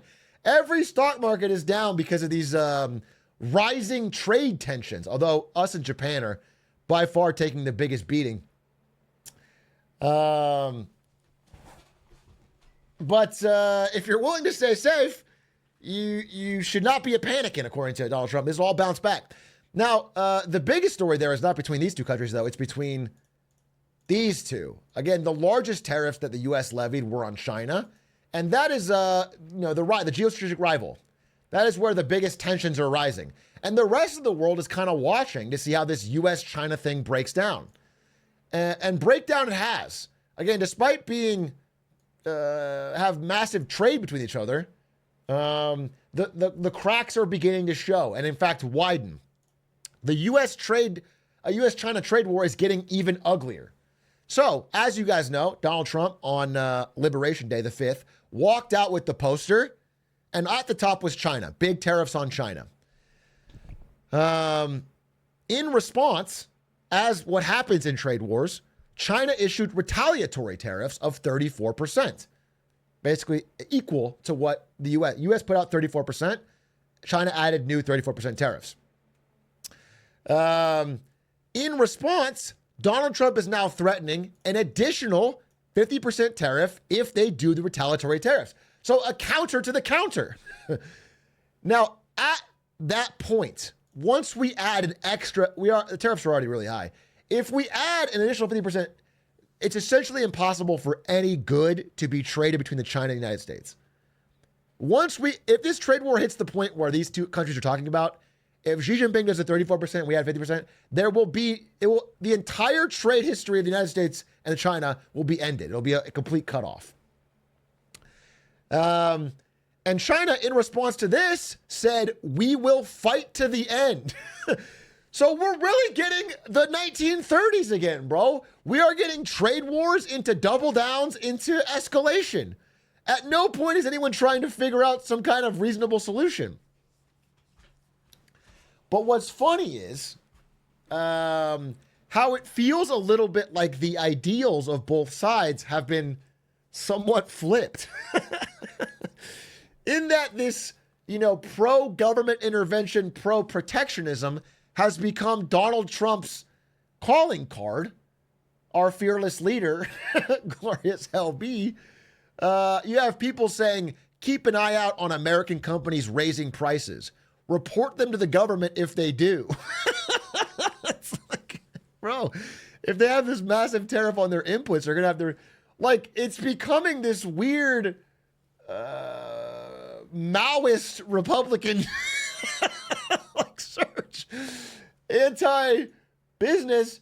And on the flip side, we have one of the craziest things I've seen in my entire life. We have the Chinese government, official Chinese embassy in the United States, tweeting Ronald Reagan clips. This is today. You see, at first, when someone says, let's impose tariffs on foreign imports, it looks like they're doing the patriotic thing by protecting American products and jobs. And sometimes for a short while it works, but only for a short time. What eventually occurs is, first, homegrown industries start relying on government protection in the form of high tariffs. They stop competing and stop making the innovative management and technological changes they need to succeed in world markets. And then, while all this is going on, something even worse occurs. High tariffs inevitably lead to retaliation by foreign countries and the triggering of fierce trade wars. The result is more and more tariffs, higher and higher trade barriers, and less competition. So soon, because of the prices made artificially high by tariffs that subsidize inefficiency and poor management, people stop buying. Then the worst happens. Markets shrink and collapse, businesses and industries shut down, and millions of people lose their jobs. The memory of all this occurring back in the 30s made me determined when I came to Washington to spare the American people the protectionist legislation that destroys prosperity.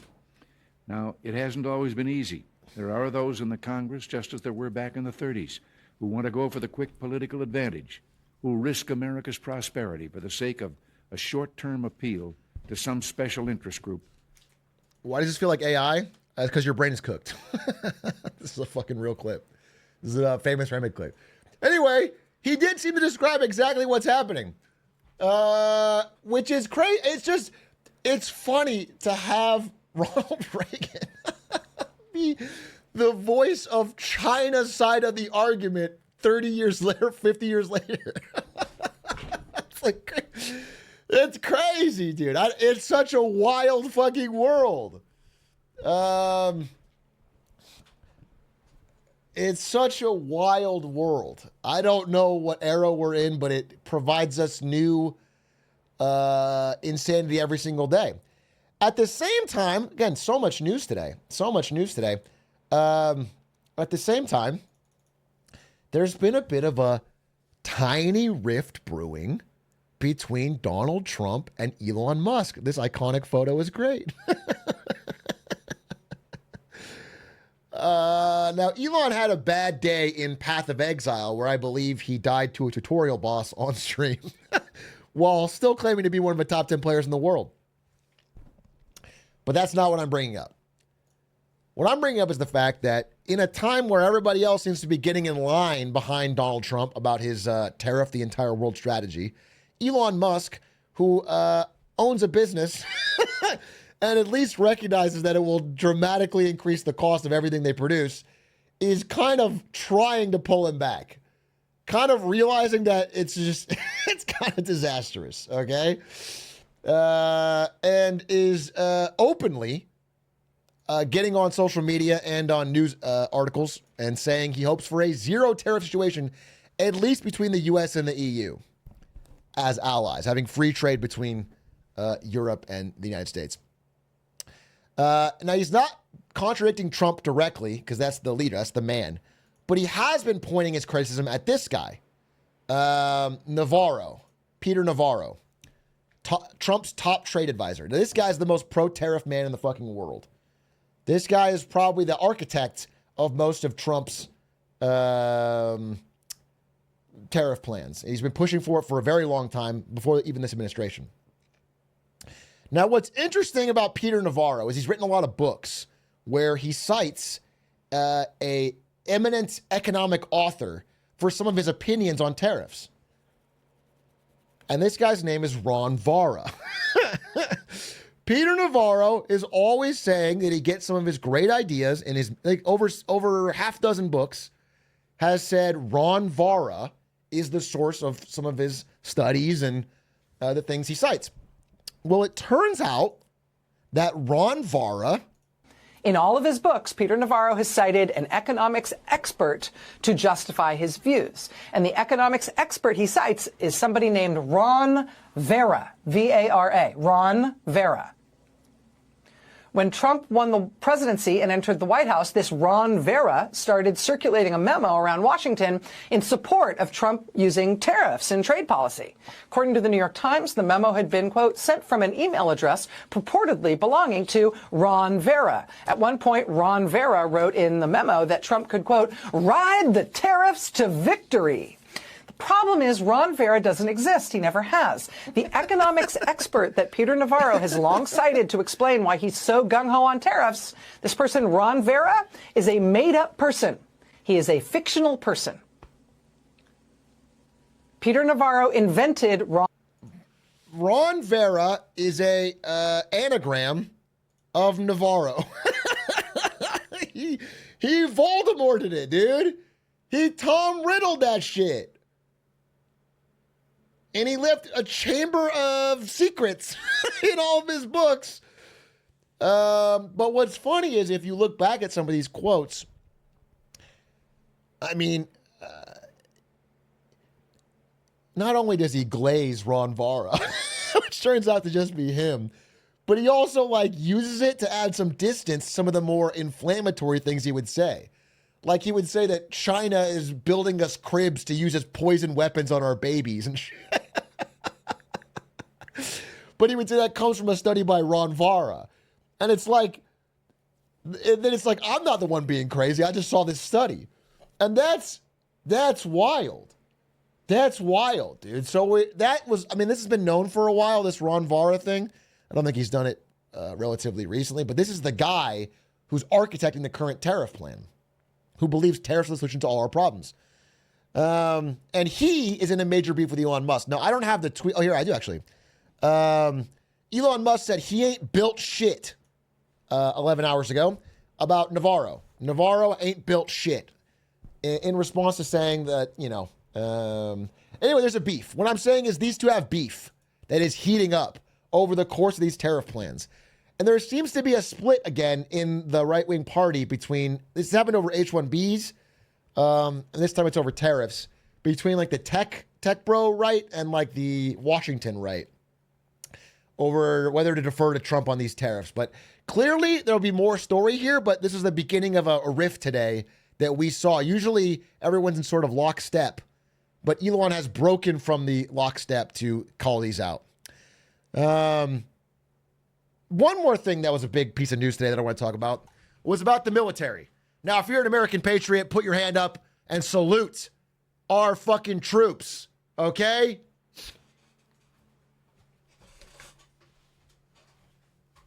Hoorah! Well, or salute our streamers. Equally important to the country. Salute our troops or our streamers. Both of them put their lives on the line every day to keep this country great, okay? Now, I mentioned in my predictions this year, when I was talking about Doge and the general idea of like getting our deficit in order, that there are 4 horsemen of the U.S. deficit. They are Social Security, Medicare, interest payments on our previous debt, and the military. These are the 4. If you are not willing to cut one of these 4, then you are not going to cut anything substantial. This is it. If you can't cut one of these 4, you're not actually going to get our budget in line. There's no other way to do it. Now, it's worth mentioning that these two are politically impossible to cut because they amount to,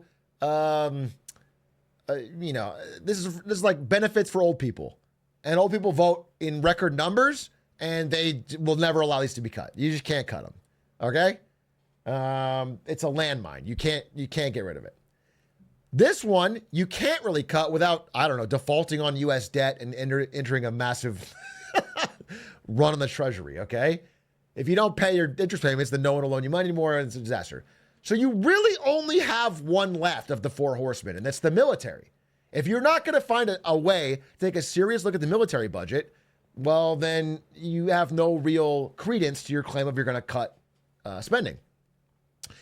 And what was wild was, I mentioned this earlier in the year, one of the things that Trump has said that I've been most positively surprised about, especially this was like post-election pre-inauguration. This is like December, early January. In that era, I was I spoke about this, most positively surprised about was that he was at least flirting with the idea of cutting military spending.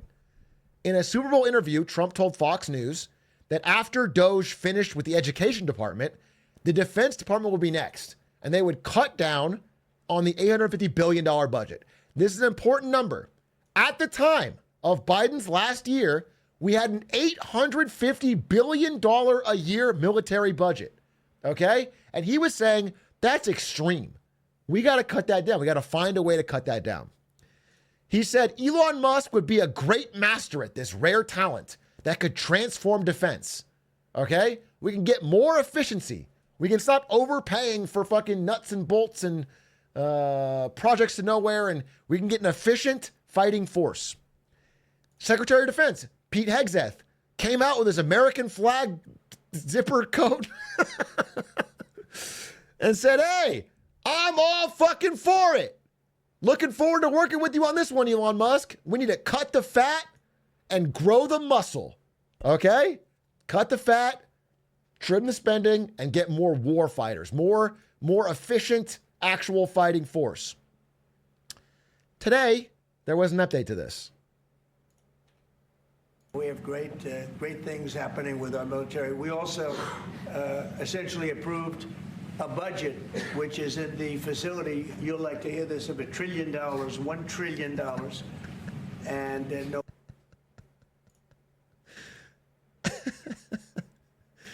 Now, I'm no math expert, I'm a business guy, but if you recall, last year, it was $850 billion. Then we've decided to put our task to cutting it. And now this year, the budget is $1 trillion. So I'm just trying to. Essentially approved a budget, which is in the facility, you'll like to hear this, of $1 trillion, $1 trillion, and nobody's seen anything like it. We have to build our military, and we're very cost conscious, but the military is something that we have to build, and we have to be strong because you got a lot of bad forces out there now. So we're going to be approving a budget, and I'm proud to say, actually, the biggest one we've ever done for the military.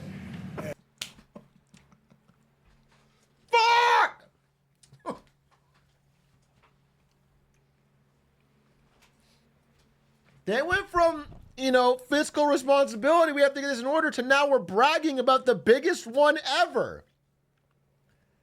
The biggest one ever. So, it's rough for me to see this coming to any fruition. I'll just be honest with you. As I've said before, I maintain my pessimism that anybody who claims to be fiscally sound in this government at all seems to follow through on it. Now, what's interesting is part of the reason that we were supposed to be able to spend less on our military, part of Trump's plan that I did think had some soundness to it, was that we will cut spending and spend less because we are going to get Europe to spend more. Now, I disagree with that strategically because I think it gave us some soft power in Europe that helped our trade deals. But his idea was we cut ties, they spend more, we spend less. Okay, this is the plan. Trump wants NATO to spend more. They want Europeans to spend 5% of their GDP on militaries. Okay, we'll cut back. We're spending more anyway, but they're also going to spend more. So just more military worldwide. Here's the thing. In some ways, it worked. Because America has cut ourselves off from our European allies, they now feel like they have to spend defense spending. And so they are going to do this. Europe has now rolled out plans to spend a huge surge of money on defense spending. The only problem is they are wanting to buy their own defense gear. They want to make it in Europe and they want to use it in Europe. So they want to have their own defense companies. Now, America, which has demanded they spend more, is now saying, wait, not like that. The U.S. warns, this is today, U.S. warns EU, you can't exclude American companies from your defense initiative. You have to buy from us. So we're entering a really, again, weird spot where I think some of these ideas are, in a way, backfiring. We're just entering, we're not cutting our spending on the military. Europe's spending more, but we're not benefiting. And now what do they, what we lose the advantage that we got from our military in the first place. And then the last thing I'll say is I read this on the White House today. This is another piece of news that came out today. And I want to be clear here that I all of these stories I'm pointing out that I think they're just kind of loony. The theme I've been having with the news lately is like, I think it's a lack of coherence and competence. At some point, I want to argue these ideas on their merits. I want to try to say why I disagree with them fundamentally. But lately, I've just been like, hey, they're not working no matter what you do because they're so haphazard. They're so silly. They're so Looney Tunes. They're not. There's no strategy to it. There's a last one though I do want to talk about, which is this. This kind of caught me off guard in that the official White House website was talking about how the reserve function of the dollar is a bad thing. How it's it fucked up our trade deficits, how it's fucked up our currency distortions, and that the dollar being the global reserve currency is actually hurting us. Now, what I will say is some smart people have said something similar. It's hotly debated. And I think there's some interesting, how do I say this? Ideologically, there's an argument to be made that it has made it so easy for us to borrow that it's made us dependent on the credit card. You can make that argument. You can't really make the argument that it's, how do I say this? I would just say if the U.S. government in the middle of a massive increase in deficit is saying that the dollar being the reserve currency is a bad thing, doesn't really understand that the only reason they can afford the $1 trillion military and the no spending cuts is because of it being the reserve currency. You can't have both. If you really want to not be the reserve currency, you have to get your spending in line. That the real problem with this is not that maybe there's not an argument to be made here. The problem is you can't do both. If you're going to massively increase spending and try to get rid of us being the reserve currency, you're going to fuck this generation and all future generations of American people. You're setting us up for this deep, terrible, Greek-like debt trap. That's what I want to get across. Not that there's not some merit here, but that the two things being done don't work together. There's no jive there. The only reason America's been able to run these deficits for so long is because everybody needs dollars. Everybody needs dollars. So they have to tolerate us printing money like crazy and using it to buy their stuff. We get real goods, they get printed money. That only works because we're the reserve currency. If we're not, it's fucked. So, I sort of end with that. And did I have one more thing? It was, no, I mean, I have some hypocrisy here, but I think I'll leave it. Anyway, I just want to say, I hope we can square these circles here before we get to an even bigger problem. Right now, the market is still kind of chopping around, hoping that some deal gets made and something stops here. If this keeps going for much longer, the layoffs are going to spike dramatically, and we're in a whole new era where you can't turn back.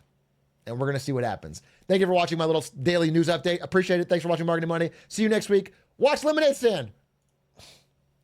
Okay. Hope you enjoyed that. I did want to watch this little video here of where is it?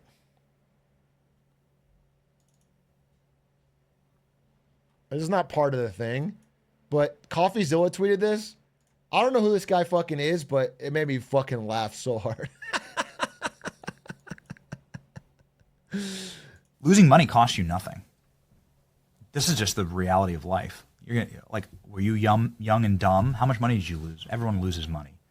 Everyone loses money. It costs you nothing. In fact, it builds quite a bit of character. In fact, you learn a lot of lessons, actually, by losing money. It's bloody Black Monday. Holy moly. The Kamala crash is here.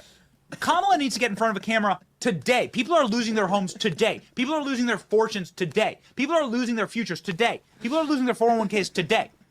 This is shaping up to be one of the worst market days in American history. Losing money costs you nothing. This is just the reality of life. You're gonna, like, were you young and dumb? How much money did you lose? Everyone.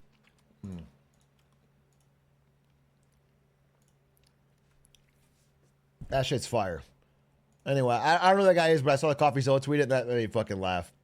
And then I found out that he used to be a BuzzFeed art writer, and he got fired for plagiarism.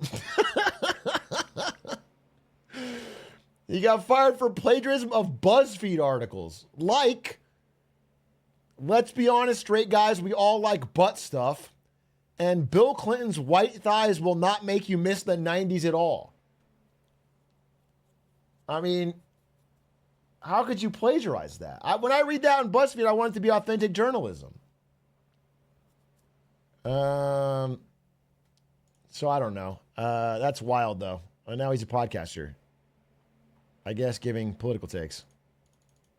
Cool. Based. So we're watching One Piece, perhaps. I don't know. I don't know exactly when.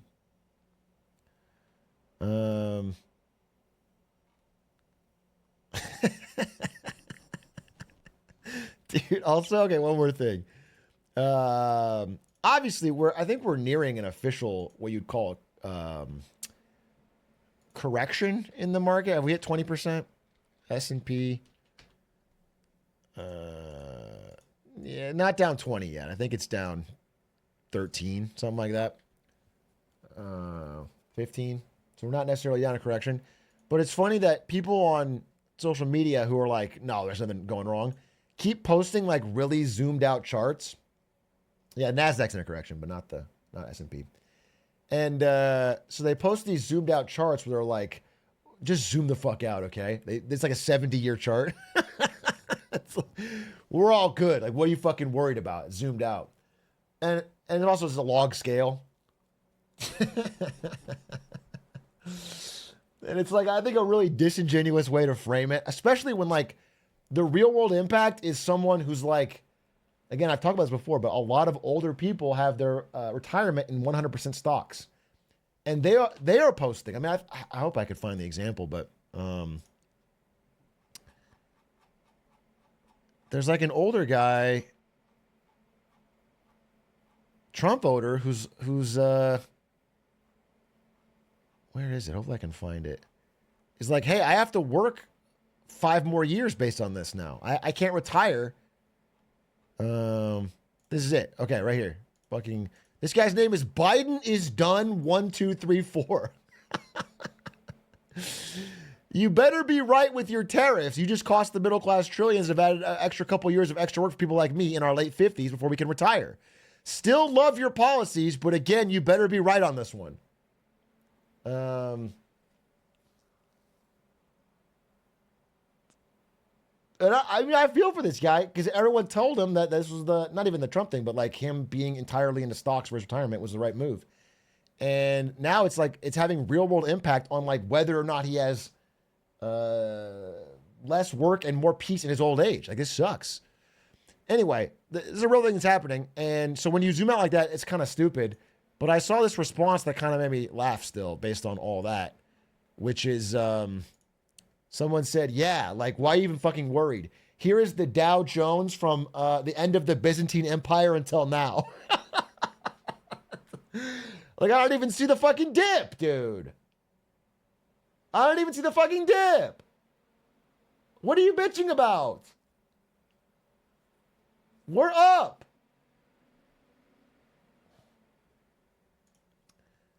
All right, I think that's a good update.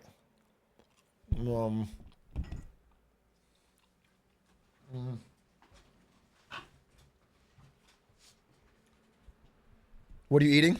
Tropical Sour Patch Kids. My review is they're all right. The pineapple one and the passion fruit one are fire. But the other two are kind of mid. Worse than regulars.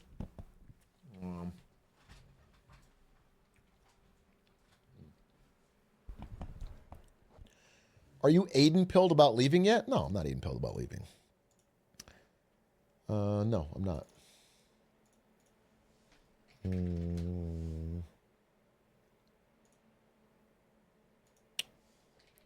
If anything, once Aiden leaves, this country will be like a little bit better. You know what I'm saying? One less twink. One less white guy podcast. Yeah, exactly. Exactly. We'll have one less LA white guy podcast once he moves to Sweden. We're doing our part to make the world better. What is everyone fucking... You know, I can't see pins. People say pin, and I can't see the pin. Because I'm looking through OBS. I have to fucking open this shit to see. I can't see it. Oh, they found the coupons? Wait, you found the real... Oh my God, wait, you did! Oh my God, I sent this to my fucking family.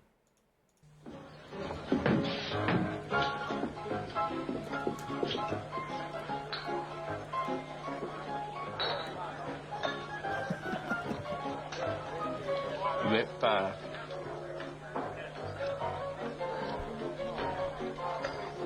I'll see your 5 and raise you 5 more. I call that, and I raise you 20. Hold it right there! Them their coupons is expired. Now hold on, boys. Coupons are still good overseas for an extra 6 months past the printed expiration date. Oh, sorry. By shopping with a fistful of coupons, Freedom of wheat, boys. you can save big on your grocery bill every time. Holy cinema! It's actually better than I remember. It's actually a better shot than I remember. That's gorgeous. That's Scorsese. Anyway, that's funny because my mom, to this day, still goes, now hold on there, boys.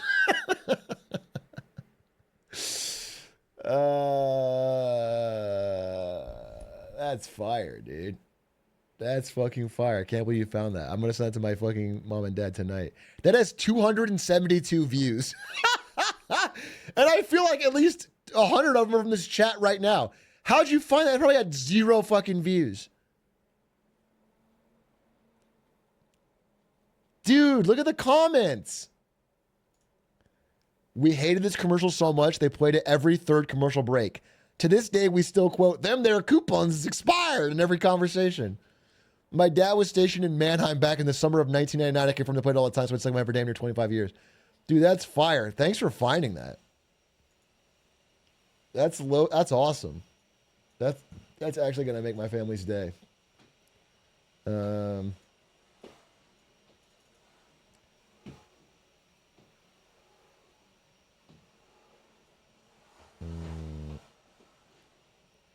Big A, do you think Social Security retirement should be raised? Age should be raised?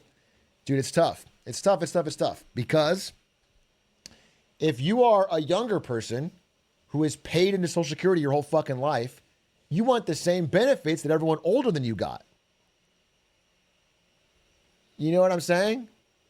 You don't want to have the boomers live a free fucking ride on your payments their whole lives, and then right when it gets to you, it's unfunded. That feels kind of fucked up, right? So, more realistically, you'd find a way to fund it. I think Bernie has a plan where it lifts the income or wealth cap on how much you can get charged, and that funds it for at least 30 more years. I'm pretty sure that's the strategy I would most support. I will say where it becomes tenuous is not even really, even less of an American problem, but countries that have Social Security-like things are when they have such an inverted population pyramid. The hard part is when you have a lot of old people and fewer working age people. Like a Japan, or I think Italy's getting there. A lot of European countries are getting there. That's a problem that is like harder to wrap your head around, because you can't just like keep raising the taxes on people working to pay for an ever growing number of old people. I don't know. You got to figure something out, but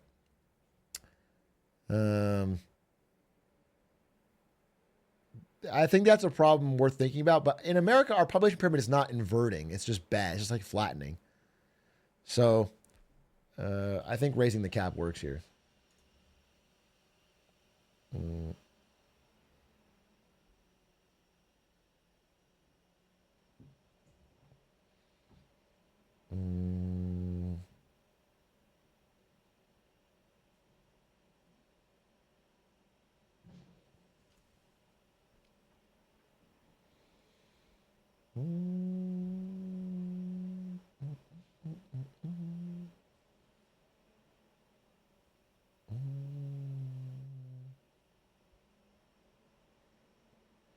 How can we effectively cut the military budget when the largest chunk goes to payroll?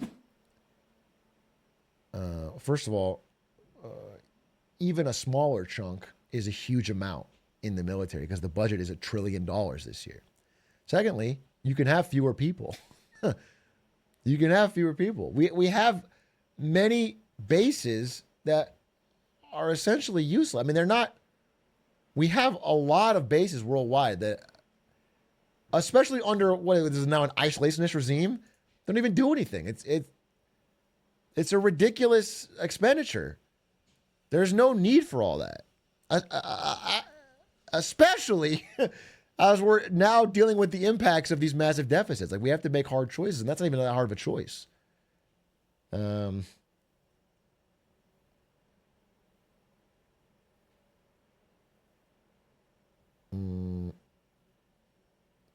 Oh, okay. I do. Oh, wait a minute. Wait. What time is it? Okay, I will do a house tonight. I said I would, which means I need to start soon. I need to start very soon because I have to leave before 11. And I can't even do much pausing.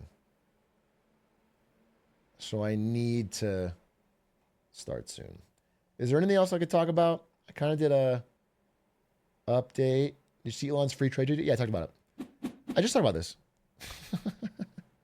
Did you just show up or like what? Let me check your chat history. Were you here for Marketing Monday and then asked me this question? I just talked about this. I talked about... Okay. Like I...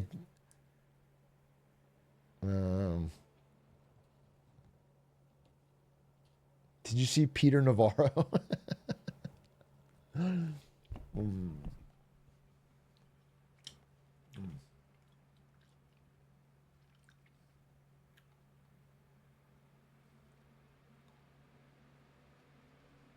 Have you seen the video why Trump's tariff chaos actually makes sense? It's the one about getting borrowing costs down. Have I explained that? I mean, I can explain that real simply. So I'm steel manning. Because I can explain it. I'm going to talk about this on Lemonade Stand. But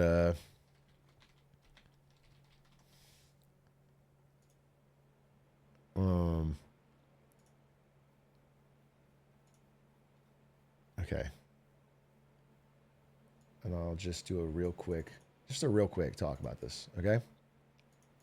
I'm gonna see if this is good. I need to practice it anyway because I want to talk about this. I want to make it simple as possible.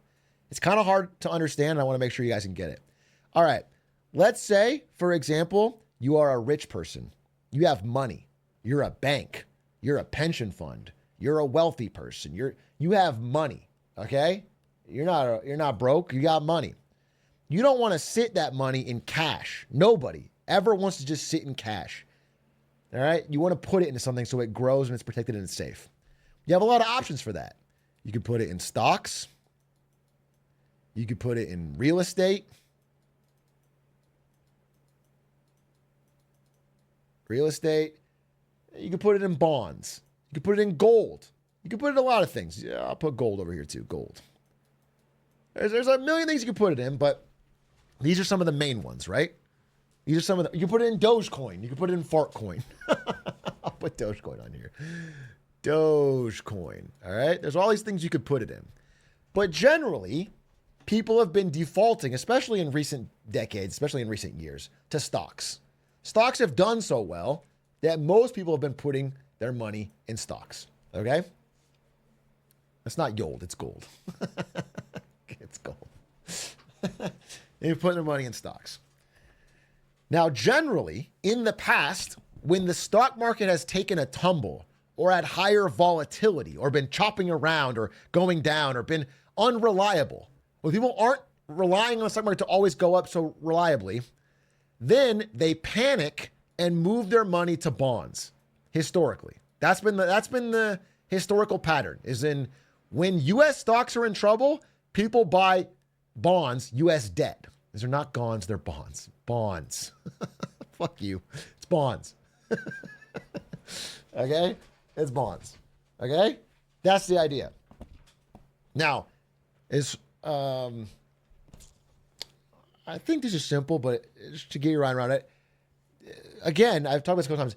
Bonds, U.S. IOUs, work like this. They go, hey, we want to borrow $100 billion. We'll give you 3% interest if you loan it to us. And then they look out in the world and everyone goes, crickets. We don't want it. And they go, okay, we'll give you 3.5% interest. Crickets. We'll give you 4% interest. And then someone goes, all right, I'll loan you the money. That's the idea. Okay? It's an auction. We keep raising the interest amount until somebody finally loans us the money. So if everybody's panicking in the stock market and they're rushing to bonds, that means the amount of interest you have to offer is lower. So you might say, we'll give it to you. We want to borrow $100 billion. We'll only give you 2%. But everyone's so desperate for bonds, they take it. That's the idea. That is the steel manning this idea. The idea is if we can tank the stock market, we can get enough people to buy government debt that we get our borrowing costs real low again. So we can finally refinance all of the trillions of dollars of government debt we have and lower our interest payments. That is the steel manning of the idea. Okay? And I can see some argument for it. Now, that being said, it's pretty insane, right? It's like burning down your house to cook a piece of toast. Because you're fucking up all of these jobs, all these people's economies, all these 401ks to get the U.S. borrowing costs a little bit lower. But that is one of the ideas floated. Here's the problem, is that in the past, when stocks are doing badly, everyone runs to U.S. bonds and they buy government debt. And that's why this idea should have worked. But what's happening this time is that big downswings in the stock market are not bringing bond yields down. Again, when this number is up, that means our borrowing costs are higher. It's a bad thing. You want this to go down. I'll go to 5-year. All right, I go to all actually. Like normally it's going down. Like in 2020, that's the best time to buy a house. But our costs are up and they're not falling. Again, our stock market is crashing, but our bond prices are not going down. There's no dip. It's not getting cheaper. Okay? So that whole plan, that whole steel man plan is not working. And it's because countries and big pension plans and wealthy people are not buying U.S. debt when they're scared. They're buying something else. They're moving to European stocks, or they're moving to real estate, or they're moving to gold. They're just not buying U.S. bonds. which is not a normal behavior. But it's finally happening. And one of the big buyers is like China, Japan. Those countries used to buy U.S. debt all the time. They're not doing it anymore. So like the auction is kind of drying up, and we can't seem to get it under, like back down to like 210. It's staying in 4. This is too expensive for our borrowing costs. So again, I know it's kind of complicated, but I want to explain that like people bring this idea up a lot, and I can see some of the merit for it, but it's not working. It's not working. Like our costs are not dropping, and we're having big drops in the stock market.